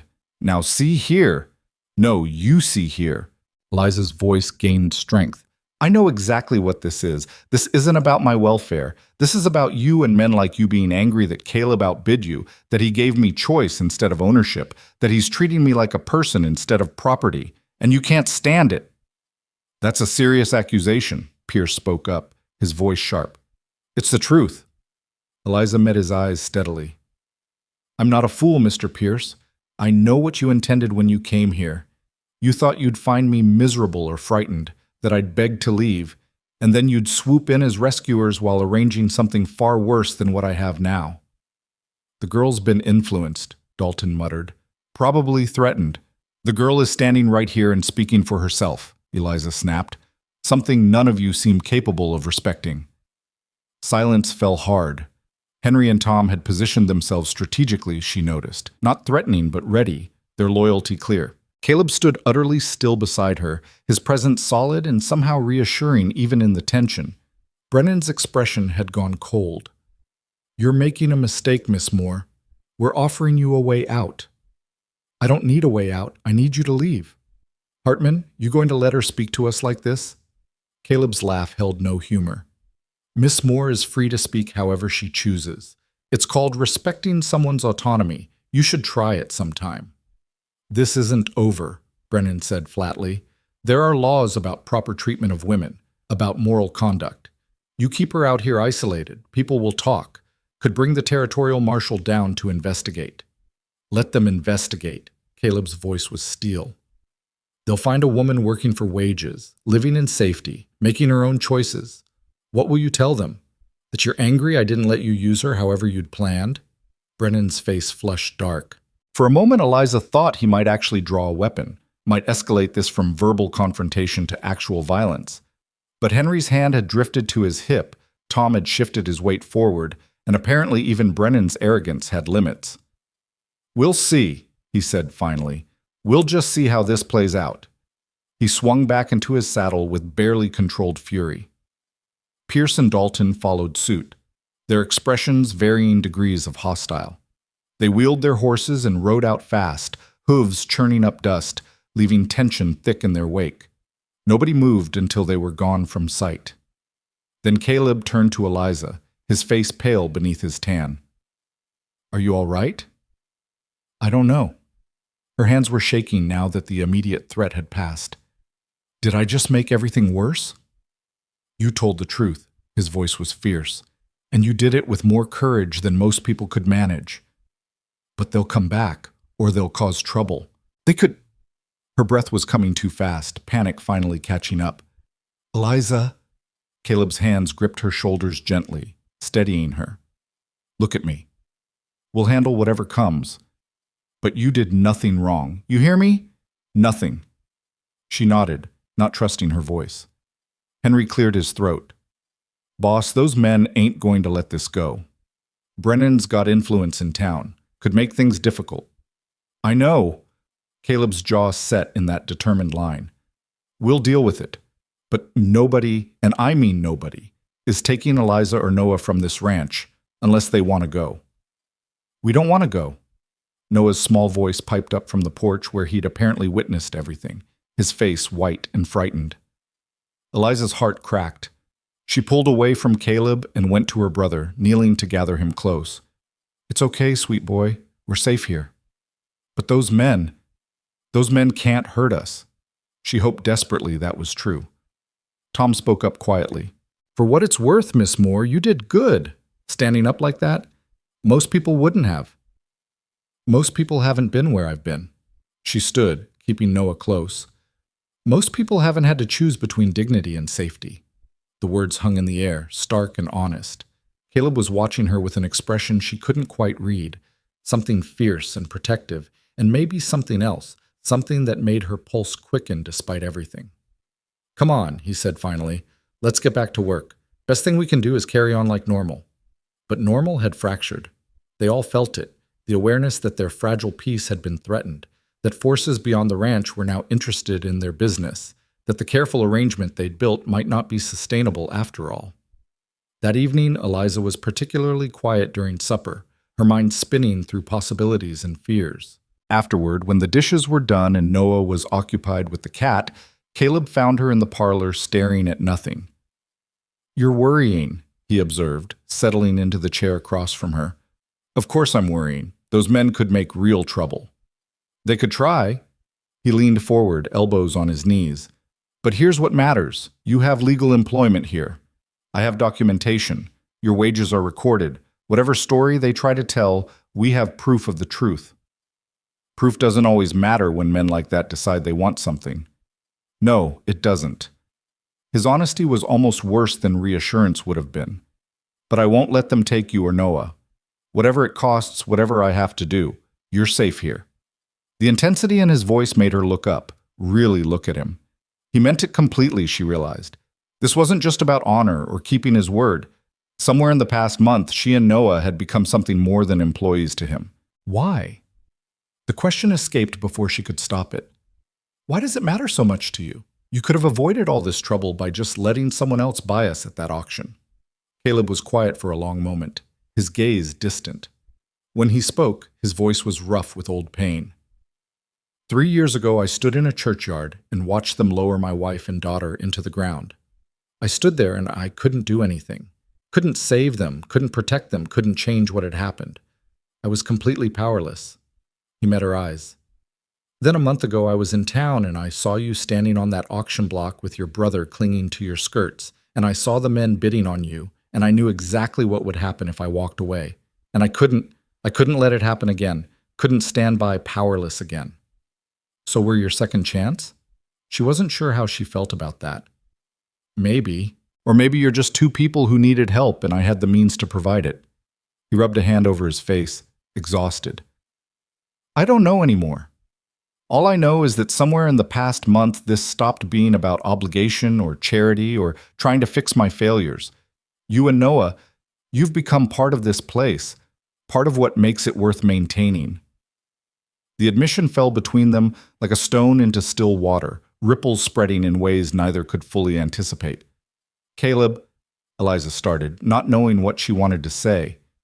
You don't have to respond to that, he interrupted gently. I'm not asking for anything, just telling you the truth. You deserve at least that much.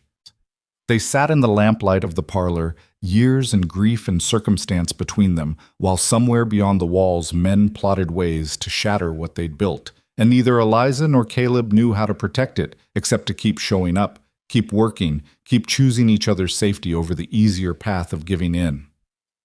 1 month, Eliza said finally. That was the original agreement. It's been more than that now. It has. I haven't asked to leave. No, you haven't. His voice held careful hope. I don't want to leave. The words came quiet, but certain. Unless you want us gone. Never. The single word held absolute conviction. You can stay as long as you want. Years if you want. This is your home now, if you'll have it. Home. There was that word again, weighted with promise and fear both. Outside the window, darkness pressed against the glass. The ranch was silent except for wind in the pines and the usual night sounds of animals settling. Tomorrow would bring work and worry, potential trouble, and uncertain futures. But tonight, in this moment, Eliza made her choice. Then we'll stay, she said simply, for as long as you'll have us. Something in Caleb's expression shifted, relief and joy and gratitude all tangled together. Thank you. Don't thank me yet. I still might burn your biscuits. The tension broke slightly. His mouth curved into something almost like a real smile. I'll risk it. They talked a while longer, practical matters mostly. How to handle potential trouble from Brennan, what they'd say if a marshal actually showed up, whether they should document more of Eliza's employment formally. But underneath the practical conversation ran something else, something neither was quite ready to name, but both could feel shifting between them. The careful distance was eroding. The boundaries were blurring. And while that brought its own dangers, its own complications, it also brought possibility. The fragile, terrifying hope that maybe loss and auction blocks and grief didn't have to be the end of their stories. Maybe, despite everything, they could build something new from the rubble of what they'd each lost. Maybe home wasn't just a place, but people choosing each other, day after difficult day, in the face of a world that seemed determined to tear apart anything good. When Eliza finally climbed the stairs to her room that night, Noah already sleeping peacefully in the bed they shared, she stood at the window looking out over the ranch bathed in moonlight. Somewhere beyond those ridges, Brennan and his associates were probably planning their next move. Somewhere in town, people were gossiping about the rancher and his purchased woman. Somewhere danger waited. But here, in this house on this ranch, she felt something she hadn't felt in months. Safe, valued, maybe even cared for in ways that transcended employment or arrangement. It wasn't perfect. It wasn't simple. It definitely wasn't what she'd imagined for her life. But it was hers, and she was choosing it, and that made all the difference. The trouble came sooner than expected, but not from the direction they'd anticipated. 4 days after Brennan's visit, a woman arrived at the ranch in a hired wagon, driven by a disapproving man who wouldn't meet anyone's eyes. She was perhaps 50, dressed in severe black, her face pinched with the particular righteousness of someone who'd appointed themselves moral guardian of their community. Eliza was in the garden when she heard the wagon. She straightened from the herb bed she'd been weeding, dirt on her hands, watching as the woman descended with practiced dignity. Caleb emerged from the barn, his expression wary. Can I help you, ma'am? Mrs. Henrietta Walsh, the woman announced crisply. I'm with the Territorial Ladies' Aid Society. We've received concerning reports about the welfare of a young woman and child allegedly residing here under questionable circumstances. Henry and Tom had materialized from their work, flanking Caleb in silent support. The driver looked increasingly uncomfortable, clearly wishing he'd refused this fare. There's nothing questionable about it, Caleb said evenly. Miss Moore is my employee. She and her brother live here as part of her employment arrangement. Mrs. Walsh's lips thinned. Nevertheless, propriety must be observed. A young unmarried woman living alone with a man who is not her relation raises serious moral concerns. I'm here to interview Miss Moore privately to ensure she has not been coerced or compromised. Eliza felt ice settle in her stomach. This was Brennan's doing, she was certain. Unable to confront Caleb directly with success, he'd found another avenue, using supposed moral concern as a weapon. She stepped forward, very aware of how she must look. Work dress dirty from gardening, hair escaping its pins, hands stained with earth. Not the picture of respectable employment Mrs. Walsh was probably expecting. "I'm Eliza Moore," she said clearly, "and I'm happy to speak with you." Mrs. Walsh's sharp eyes assessed her from head to toe, missing nothing. "Alone, if you please." Caleb started to object, but Eliza caught his eye, shook her head slightly. Better to cooperate, to show they had nothing to hide. He didn't look happy about it, but he stepped back. "We can talk in the parlor," Eliza offered, leading the way. Inside, Mrs. Walsh settled into the best chair with the air of someone conducting an official investigation. She produced a small notebook and pencil poised to record damning evidence. "Now then, Miss Moore, tell me in your own words how you came to be here." Eliza chose her words carefully, laying out the facts without embellishment. Her father's death, the debt, the auction, Caleb's intervention. Mrs. Walsh's expression grew progressively more scandalized. "An auction," she repeated, as if Eliza had admitted to something obscene. "You were sold like chattel." "I was, yes, along with my 5-year-old brother. Mr. Hartman bought our debt and offered us employment instead of—" She paused delicately. "Instead of what other buyers intended." "And what exactly does this employment entail?" "Household management, cooking, cleaning, laundry, basic household accounts. The work any housekeeper would perform." "And you live in this house? Sleep under the same roof as Mr. Hartman?" "I have my own room upstairs. My brother stays with me. Mr. Hartman's room is at the opposite end of the hall, with 2 empty rooms between. We're as properly chaperoned as circumstances allow." Mrs. Walsh's pencil scratched across her notebook. "Circumstances allow for many improprieties, Miss Moore. A young woman in your position, dependent on a man's charity, isolated from society, you may not even realize you've been taken advantage of." Anger flared hot in Eliza's chest. "I haven't been taken advantage of, Mrs. Walsh. I've been treated with more respect and dignity here in 6 weeks than I received in town during 2 weeks of destitution." "You're being paid?" "Yes. Fair wages, documented in Mr. Hartman's ledgers." "Wages can be claimed without being paid. Do you have the actual money?" Eliza excused herself, went upstairs to retrieve the small wooden box where she'd been storing her earnings. She returned and placed it on the table between them, opening it to reveal coins and bills carefully saved. Mrs. Walsh examined the money, her expression shifting from skepticism to uncertainty. "This is real employment," Eliza said firmly. "With real compensation, Mr. Hartman has never asked anything of me beyond honest work.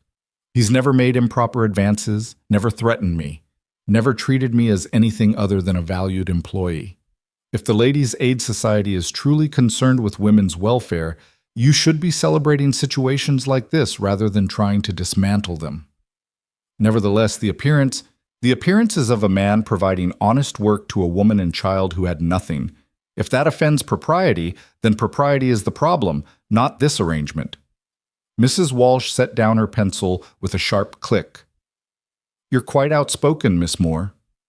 "I've had to be. Women who stay quiet and proper often find themselves with no options at all." For a long moment they regarded each other across the parlor table. 2 women from vastly different worlds, different experiences of what safety and propriety actually meant. Then Mrs. Walsh surprised her. "I had a daughter once," she said quietly. "She fell on hard times after her husband died. No family willing to take her in, no skills society deemed appropriate for a lady. She ended up in circumstances far worse than an auction block." Her voice hardened. "So I understand desperation, Miss Moore. But I also understand how easily desperation can be exploited." Eliza's anger cooled slightly. "I'm sorry about your daughter, but exploiting my desperation would have meant forcing me into situations I couldn't refuse, taking advantage of my vulnerability. Mr. Hartman did the opposite. He gave me choice. That's the difference." Mrs. Walsh closed her notebook slowly. "I'll need to speak with your brother as well, and with Mr. Hartman. I'll also need to inspect your living quarters. Of course. Eliza stood. I have nothing to hide. The inspection took another hour. Mrs. Walsh examined their room, noting the separate bed for Noah that Caleb had purchased after the first week, the modest but adequate furnishings, the cleanliness, and order. She spoke with Noah, who answered her questions with earnest simplicity that seemed to disarm her considerable defenses. She interviewed Caleb, reviewed his ledgers, questioned Henry and Tom about what they'd observed. By the time she was finished, the sun was past its zenith, and her severe expression had softened into something more complicated. Mr. Hartman, she said finally, standing in the ranch yard preparing to leave, I came here expecting to find evidence of impropriety or worse. I'm prepared to report that what I found instead was honest employment in circumstances that, while unconventional, appear to be entirely proper. Caleb's shoulders dropped slightly with relief. Thank you, Mrs. Walsh. However, she raised a finger, appearances still matter, particularly in a small community. The fact remains that you're an unmarried man with an unmarried woman living in your household. That will continue to raise eyebrows and invite speculation, regardless of the reality. What would you suggest? Eliza asked, though she suspected she already knew. Mrs. Walsh looked between them, her expression almost sympathetic. In most cases, I would suggest Miss Moore find alternative employment with a family or in town where propriety could be more easily maintained. But, she paused, I don't believe that's in anyone's best interest here. Miss Moore is clearly thriving in this position, as is her brother. Mr. Hartman's household is well managed. Breaking this arrangement would harm all parties. Then what? Caleb's voice held an edge of frustration. The only solution that satisfies both propriety and practicality would be marriage, Mrs. Walsh said bluntly. As husband and wife, your living arrangement would be entirely proper. Miss Moore's position would be secure. The child would have a stable home, and the gossips would have nothing to say. The words fell like stones into water, ripples spreading in silence. Eliza felt her face flush hot. Marriage. To Caleb. The thought was so unexpected, so enormous, that she couldn't process it standing in the ranch yard with Mrs. Walsh's shrewd eyes watching her reaction. Caleb looked equally stunned, his expression carefully neutral in a way that suggested intense internal calculation. He started. That's not a decision to be made lightly. Of course not, Mrs. Walsh agreed. But it is something to consider if you wish to avoid continued interference. I can promise you, Mr. Hartman, that I'm not the last person who'll come investigating. Brennan and his associates won't let this rest. Marriage would settle the matter definitively. She climbed into her wagon with the driver's assistance. I'll file a favorable report with the Ladies' Aid Society. But do think about what I've said. Sometimes propriety and happiness can align, if people are practical about it. The wagon rolled away, leaving silence thick in its wake. Eliza couldn't look at Caleb. She could feel Henry and Tom's discomfort from across the yard. Noah was blessedly occupied with the cat, unaware of the tension. She gestured vaguely toward the house. Dinner won't make itself. She fled before anyone could respond, her face burning, her thoughts in chaos. Marriage. To Caleb Hartman. A man she'd known for 6 weeks, who'd bought her at an auction, who'd become, what? Her employer. Her protector. Something more complicated that she hadn't let herself examine too closely. In the kitchen, she attacked dinner preparations with aggressive efficiency, chopping vegetables with more force than necessary, her mind spinning through impossible questions. Did he want to marry her? Did she want to marry him? Was Mrs. Walsh right that it was the only solution, or was this just another form of coercion disguised as propriety? She was stirring stew with violent concentration when Caleb appeared in the doorway. Eliza. Don't. She didn't turn around. Whatever you're about to say, just don't. I need to say something. I know what you're going to say. That Mrs. Walsh put you in an impossible position. That you're sorry for the suggestion. That we should forget it was mentioned. Her voice was sharp with something she couldn't name. I don't need your apologies or your guilt. That's not what I was going to say. He moved closer, and she could feel his presence behind her like heat from a fire. I was going to say that we should talk about it. Actually talk. Not just pretend it wasn't suggested. Eliza set down the spoon with careful control and finally turned to face him. His expression was serious, open, without the careful distance he usually maintained. "Why?" she asked. "Why should we talk about something that's clearly impossible?" "Is it impossible?" He leaned against the counter, arms crossed. "We live together, we work together, we're building something here that works.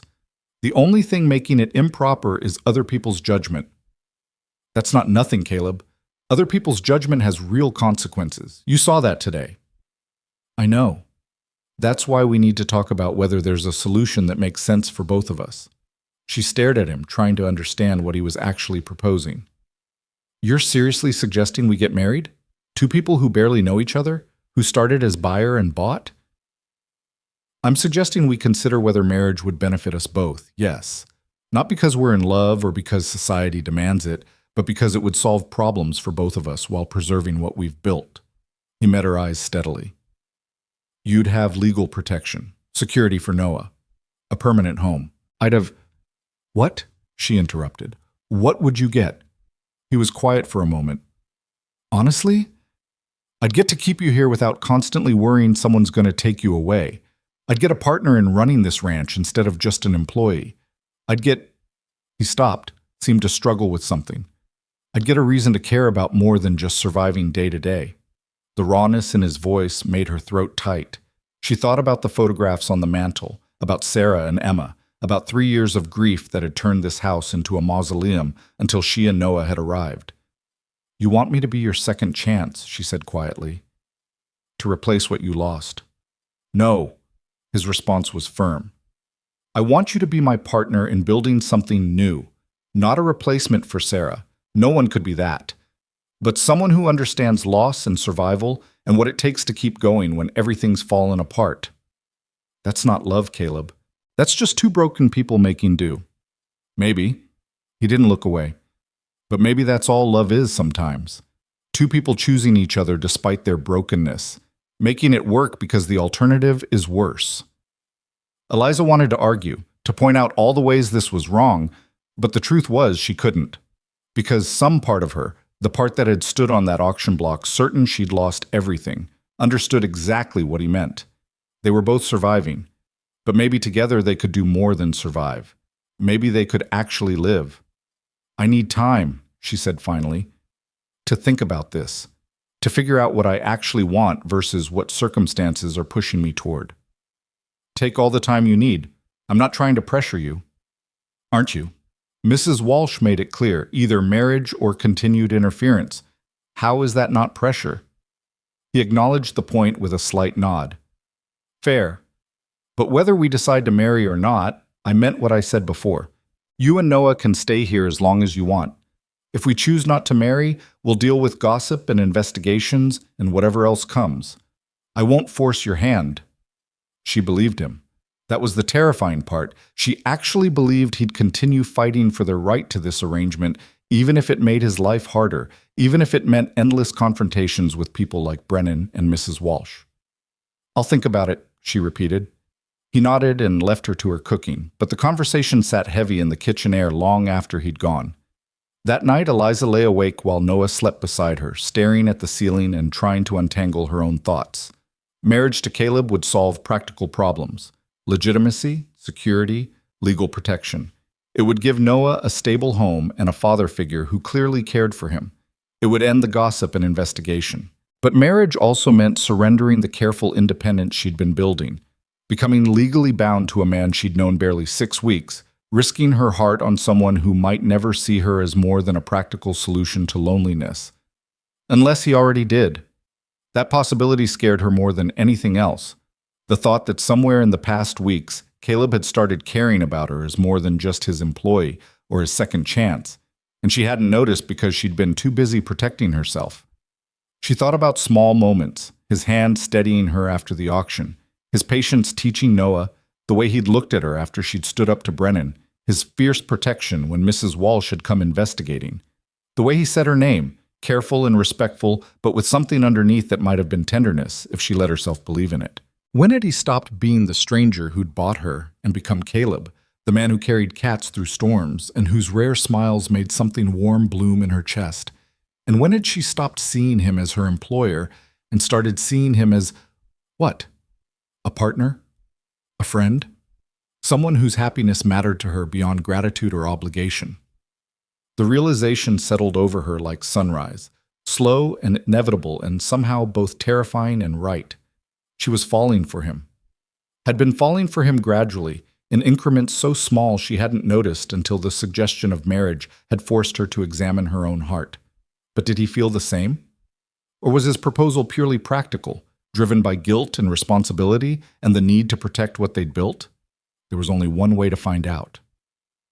The next morning, Eliza found Caleb in the barn, working on tack repair in the early light.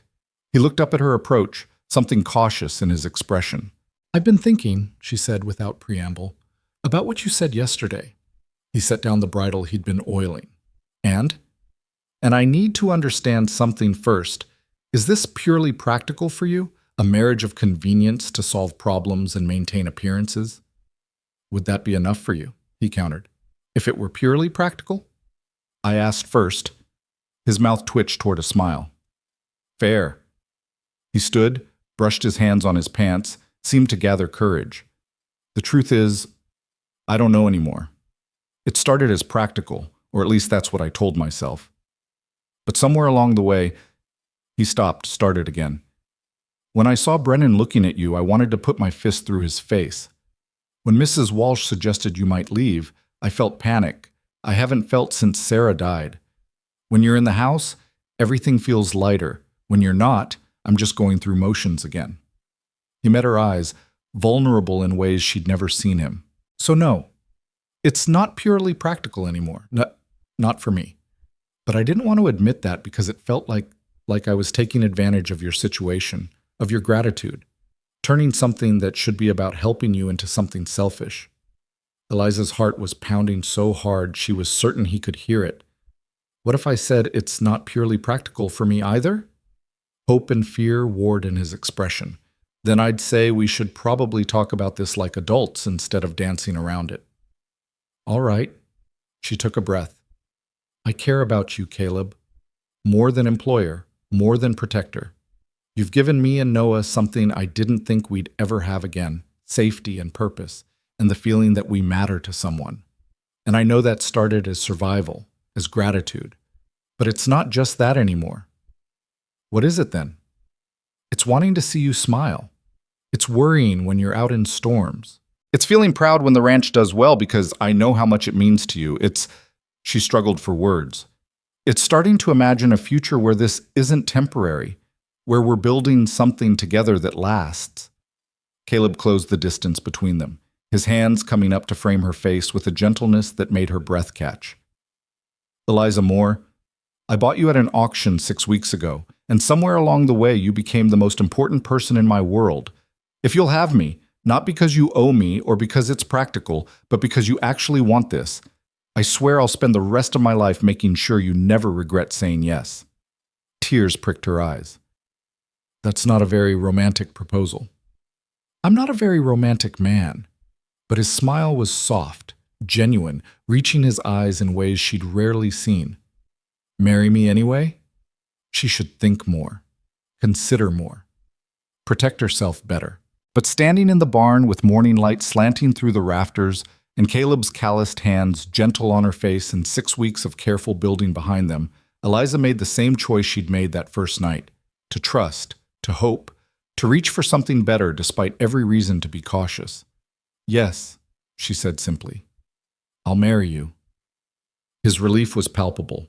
He pulled her close, holding her with careful strength like she was something precious and fragile both.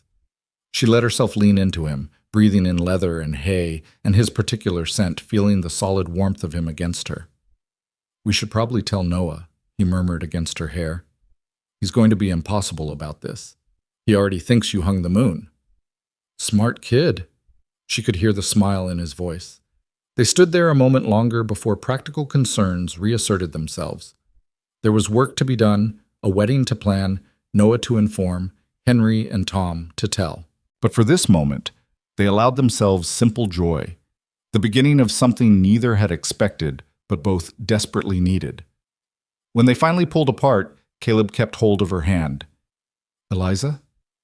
Thank you. For saying yes. For staying. For being brave enough to build something from what we were given. Thank you for seeing me as worth saving, she returned, for giving us choice when we had none. He squeezed her hand once, then released it. Come on, let's go tell your brother he's about to get a very confused new father. They walked back to the house together, not quite touching, but close enough that their shoulders brushed, while above them the Montana sky stretched vast and blue and full of possibility that neither had dared imagine 6 weeks ago when everything had fallen apart and been awkwardly reassembled into this strange, imperfect, somehow exactly right new beginning. Noah's reaction was exactly as Eliza had predicted, pure, unfiltered joy that made her heart ache with how simple happiness could be for children when adults stopped complicating everything. You're going to marry Mr. Hartman? His eyes went wide as saucers. Does that mean he'll be my brother too? Or my father? Can I call him Papa? Caleb had crouched down to Noah's level, his expression gentle. You can call me whatever feels right to you, son. But yes, if you'll have me, I'd be honored to be your family. Noah had launched himself at Caleb with enough force to nearly knock him over, small arms wrapping tight around his neck. Over the boy's shoulder, Caleb's eyes met Eliza's, shining with emotion he didn't bother hiding. They'd told Henry and Tom that evening over supper. The two ranch hands had exchanged knowing glances, as if this development surprised no one but the people involved. About time, Tom had said with his characteristic grin. We've been taking bets on when you'd figure it out. Taking bets on your employer's personal life? Caleb had raised an eyebrow, but his tone held no real reproach. Someone had to. You two were dancing around each other like nervous colts. Henry's weathered face split into a rare smile. Congratulations, boss, Miss Moore. You've both earned some happiness. The simple sincerity of it had made Eliza's throat tight. These rough men who worked cattle and mended fences had been quietly rooting for them, had seen something building that she'd been too afraid to acknowledge.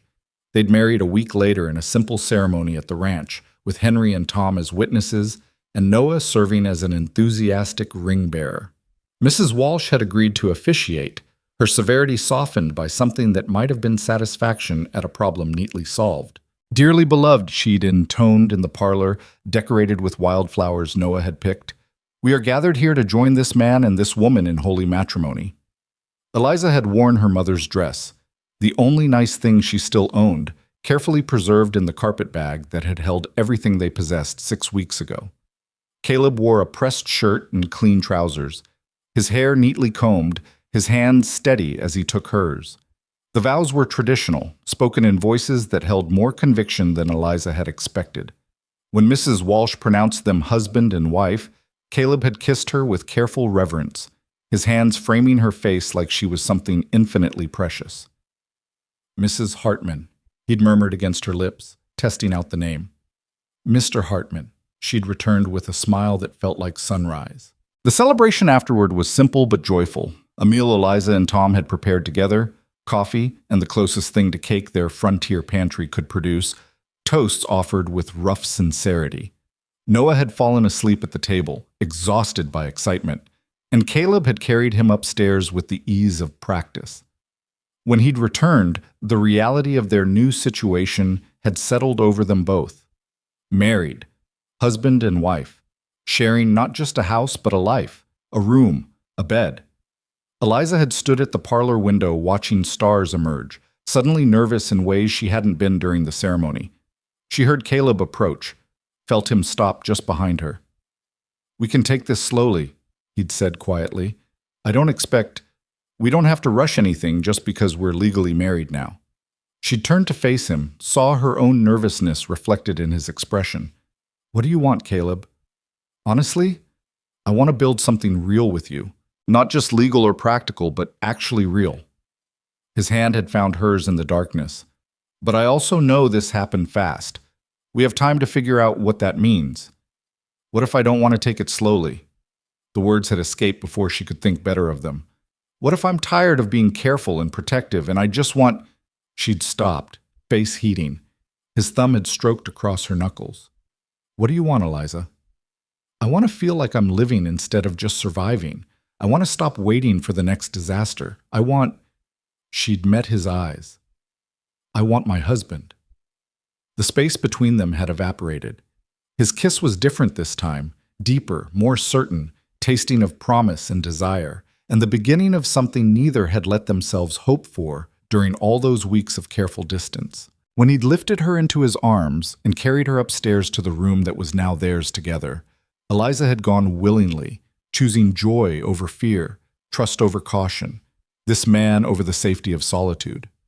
The days that followed reshaped their world in subtle ways. Eliza woke in Caleb's arms instead of alone. They worked side by side with new ease, partnership deepened by intimacy. Noah flourished under the certainty of permanence, calling Caleb Papa with increasing confidence. The ranch itself seemed to respond to the shift. Animals thrived. Work flowed more smoothly. The house felt truly alive for the first time in years. But the outside world hadn't forgotten them. 2 weeks after the wedding, Brennan returned. He arrived with the territorial marshal this time, a gray-haired man named Samuel Cord who wore his authority with tired pragmatism. Eliza's heart had dropped when she'd seen them riding up, but Caleb had squeezed her hand once and gone out to meet them with Henry and Tom flanking him. "Marshal Cord," Caleb had greeted him evenly. "What brings you out this way?" Cord had dismounted with a groan that spoke of long riding. "Had some complaints filed, Hartman. Man here says you've been keeping a woman against her will, bought her at auction and refused to let anyone verify her welfare." "That's a damn lie," Tom had burst out before anyone else could speak. "Easy." Cord had raised a hand. "I'm here to investigate, not arrest anyone. Yet." His eyes had found Eliza standing on the porch. "That the woman in question?" "That's my wife," Caleb had said firmly. "Eliza Hartman. We were married 2 weeks ago with proper witnesses and documentation." Brennan's face had gone purple. "Married? That's convenient timing, isn't it? Right when people start asking questions, suddenly they're married?" "Convenient or not, it's legal." Cord had turned to Eliza. "Ma'am, I need to speak with you. Alone, if possible." Eliza had descended the porch steps with more confidence than she'd felt 6 weeks ago. "Of course, Marshal. Would you like to speak inside?" They'd gone into the house, leaving Brennan fuming in the yard. In the parlor, Cord had taken off his hat and studied her with shrewd but not unkind eyes. "Mrs. Hartman, if that's truly your name, I need you to be straight with me. Are you here willingly? Because if this marriage is coerced, if you're being held or threatened, that's a serious crime." "It's not coerced." Eliza had met his gaze steadily.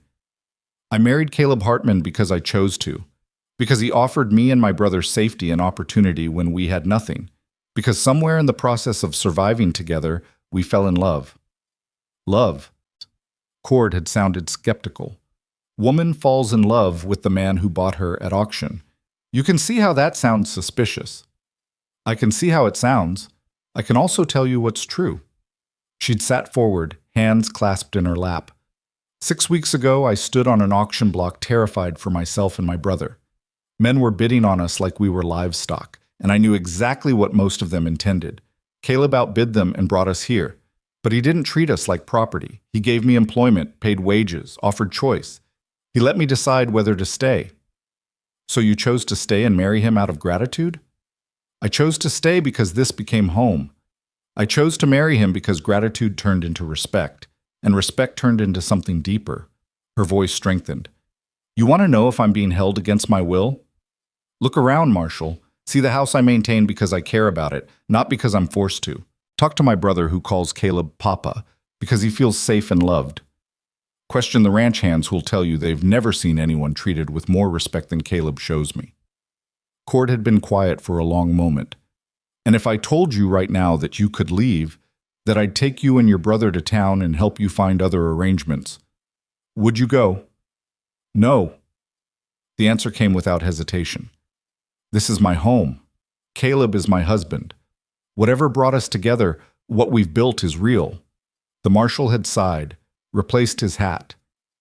"Mrs. Hartman, I've been doing this job 20 years. I know coercion when I see it, and I know genuine choice. You strike me as a woman who knows her own mind." He'd headed for the door.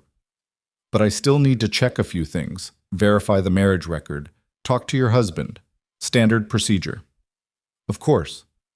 Outside, Cord had interviewed Caleb, examined the marriage certificate, questioned Henry and Tom about what they'd observed. Through it all, Brennan had stood with his arms crossed, clearly expecting the marshal to uncover some damning evidence. Finally, Cord had turned to him with visible exasperation. "Brennan, there's nothing here. The marriage is legal, the woman is willing, and from what I can see, Hartman's treated her better than most men treat their wives. Whatever you thought I'd find, it's not here." "But she was bought at an auction. That can't be legal." "Debt auctions are legal, distasteful as they are. And Hartman didn't buy a person. He bought a debt and then offered employment instead of servitude. There's nothing criminal about that, and trying to make it into something it's not just wastes my time." Cord had swung back into his saddle. "You want my advice? Let this go. You're not going to win this fight." Brennan's expression had been murderous, but he'd mounted his horse without further argument. As they'd ridden away, Eliza had felt tension drain from her shoulders she hadn't realized was there. Caleb had pulled her close, his relief palpable. "Is it really over?" "I think so." She'd leaned into his warmth. Cord seemed satisfied. "Good, because I'm done explaining our marriage to people who want to find something wrong with it." That evening, as they'd sat together on the porch watching the sunset, Caleb had spoken quietly about his plans for the ranch's future, expanding the herd, improving the house, maybe hiring another hand next season. Plans that included her, assumed her presence, built around a future they were creating together. Eliza had listened with a full heart, contributing her own ideas, their conversation weaving together like their lives had, awkwardly at first, then with increasing harmony, until it was hard to remember where one ended and the other began. The seasons turned. Autumn painted the mountains in gold and crimson, the air sharpening toward winter's edge. The work shifted, cattle brought down from high pastures, supplies stocked against coming snows. The house prepared for months of isolation. Eliza learned the rhythms of ranch life through changing seasons, her competence growing with experience. She wasn't just keeping house anymore. She was managing accounts, helping with livestock decisions, becoming a true partner in the operation. Caleb had given her access to all the ranch books, sought her opinion on purchases and planning, treated her insight with the same respect he gave Henry's years of experience. Noah had grown too, taller, stronger, more confident. He helped with chores appropriate to his age, learning from Tom and Henry, soaking up ranch wisdom like parched earth absorbed rain. His nightmares about the auction had faded, replaced by dreams of cattle drives and horses and the ordinary adventures of childhood. Winter arrived with the first serious snow, transforming the ranch into something from a fairy tale. White drifts sculpted by wind, icicles hanging from the eaves, the world contracted to the warm circle of firelight and family.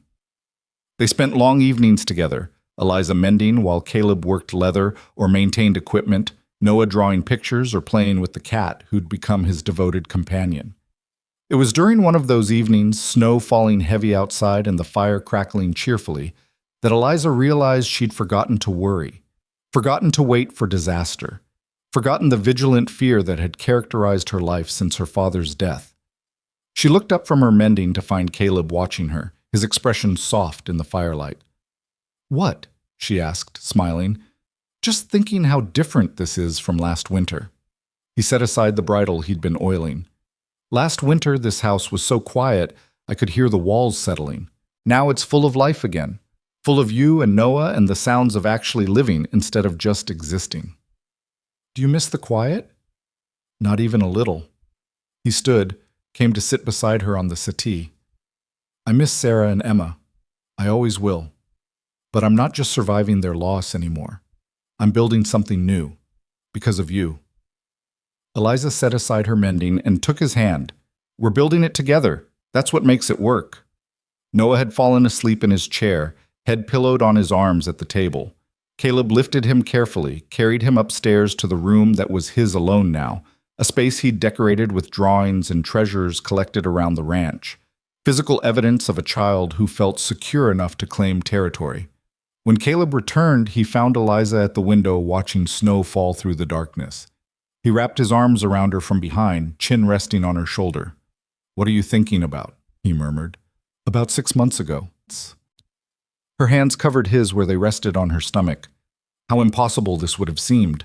How if someone had told me I'd be standing in a home I loved with a husband I chose, I wouldn't have believed them. Life's strange that way. The worst moments and the best ones are often closer than we think. She turned in his arms to face him. Caleb, I'm pregnant. The words hung in the warm air between them, enormous and simple both. His eyes went wide, searching her face for confirmation of what he'd heard. We're... He couldn't seem to finish a sentence. About 2 months along, I think. I wasn't sure at first, but now... She pressed his hand more firmly against her still flat stomach. Now I'm sure. His expression cycled through shock to wonder to joy, so pure it made her eyes sting. A baby. We're having a baby. Are you happy about it? Some small part of her still feared his answer, feared this was too much too fast after everything they'd already navigated. Happy? His laugh was half sob. Eliza, I don't have words for what I am. Terrified and thrilled, and he pulled her close, buried his face in her hair. Thank you. Thank you for choosing this life, for choosing me, for everything. She held him while he shook with emotion, this strong man who'd carried so much grief, who'd risked so much to save her, who was learning to live again through sheer stubborn will and the grace of second chances. We're going to be all right, she whispered. All of us. We've survived worse than sleepless nights and dirty diapers. His laughter was more steady this time. That's a low bar. Then we'll exceed it spectacularly. They stood together in their parlor while snow fell outside and fire warmed them inside, and somewhere in the future their child was forming. Another life added to this unlikely family built from auction blocks and desperate choices and the quiet courage of people who refused to give up. Spring arrived eventually, as it always did, the snow retreating to reveal Earth ready for renewal. Eliza's pregnancy became visible, her body changing in ways both uncomfortable and miraculous. Caleb hovered like a nervous hawk, which she found alternately endearing and exasperating. I'm pregnant, not fragile, she'd reminded him when he'd tried to prevent her from lifting a pot of stew. I know, but nothing. Women have been doing this since the beginning of time. I'm perfectly capable of normal activities. He'd subsided with poor grace, though she caught him watching her with protective intensity whenever she did anything more strenuous than sitting. Noah had taken the news with the cheerful acceptance of children who trusted adults to handle complicated things. A baby? Like a tiny person? Can I teach them about horses?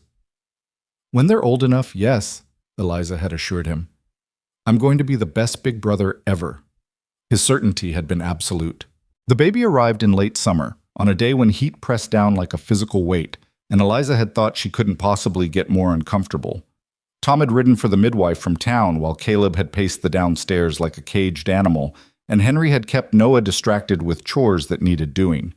The birth was hard, they always were, but the midwife was competent, and Eliza was strong from months of ranch work.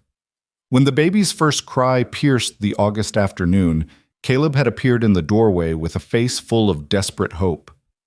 A girl, the midwife had announced. Healthy lungs on this one.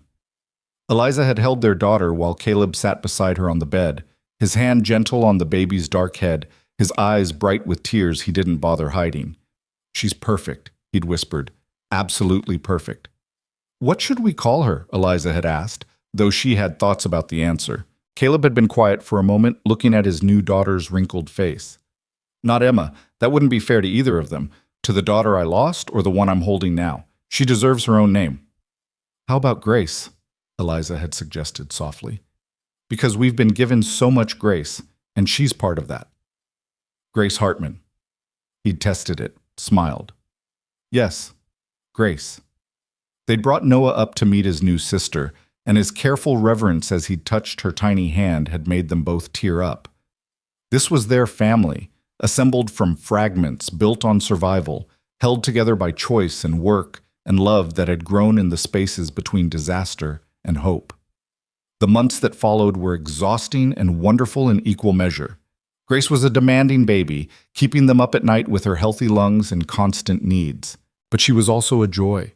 Every smile, every small achievement, a reminder that life continued, that new beginnings were possible even after loss and grief had seemed to destroy everything.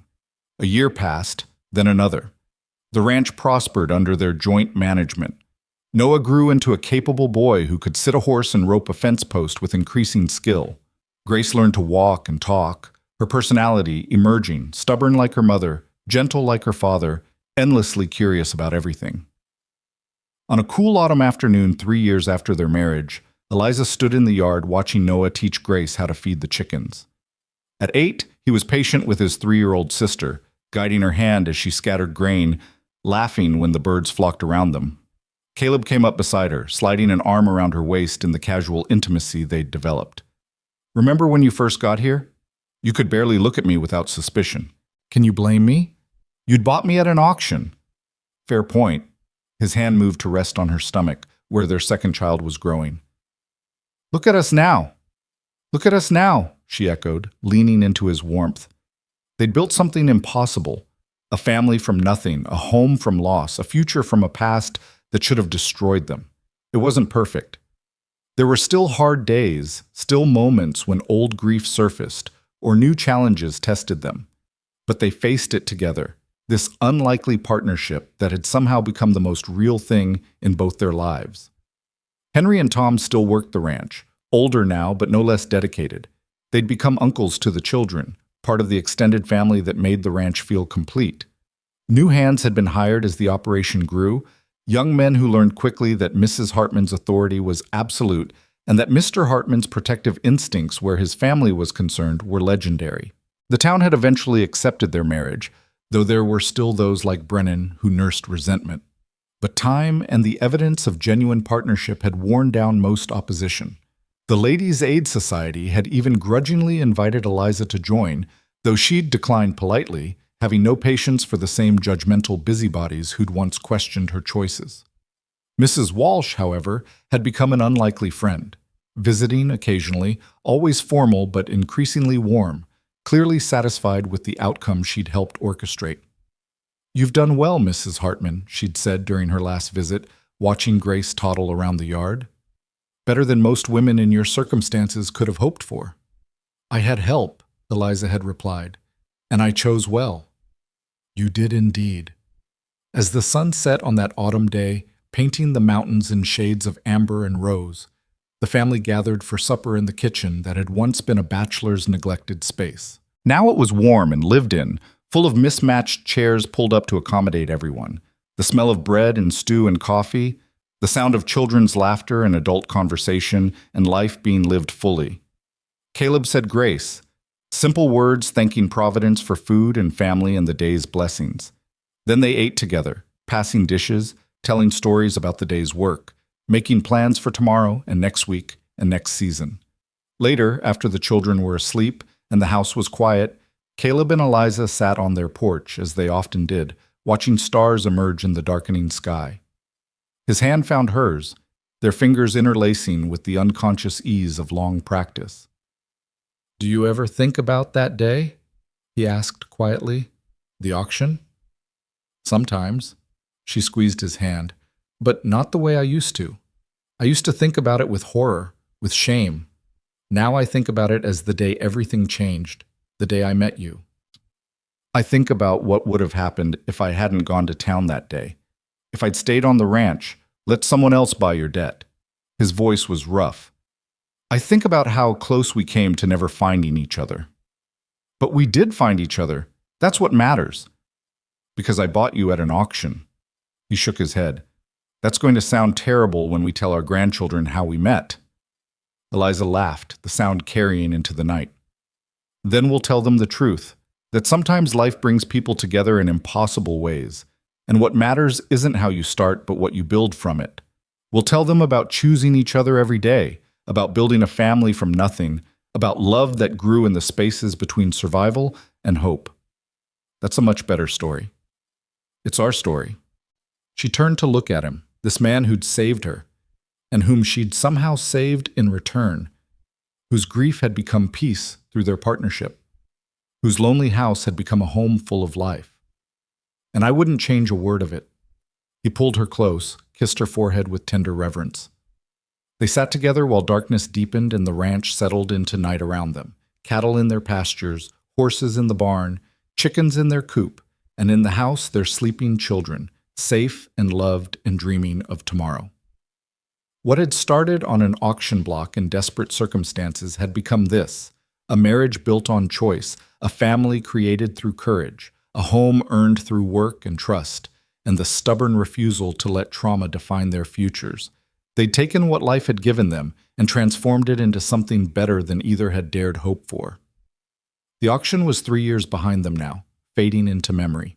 But the life they'd built from that terrible day stretched ahead of them, full of possibility and promise, and the ordinary miracles of people who'd survived the worst and found their way to something that felt an awful lot like happiness. In the distance, a coyote called to the moon. Closer, their daughter stirred in her sleep and settled again. The wind whispered through pine trees, carrying the scent of coming autumn.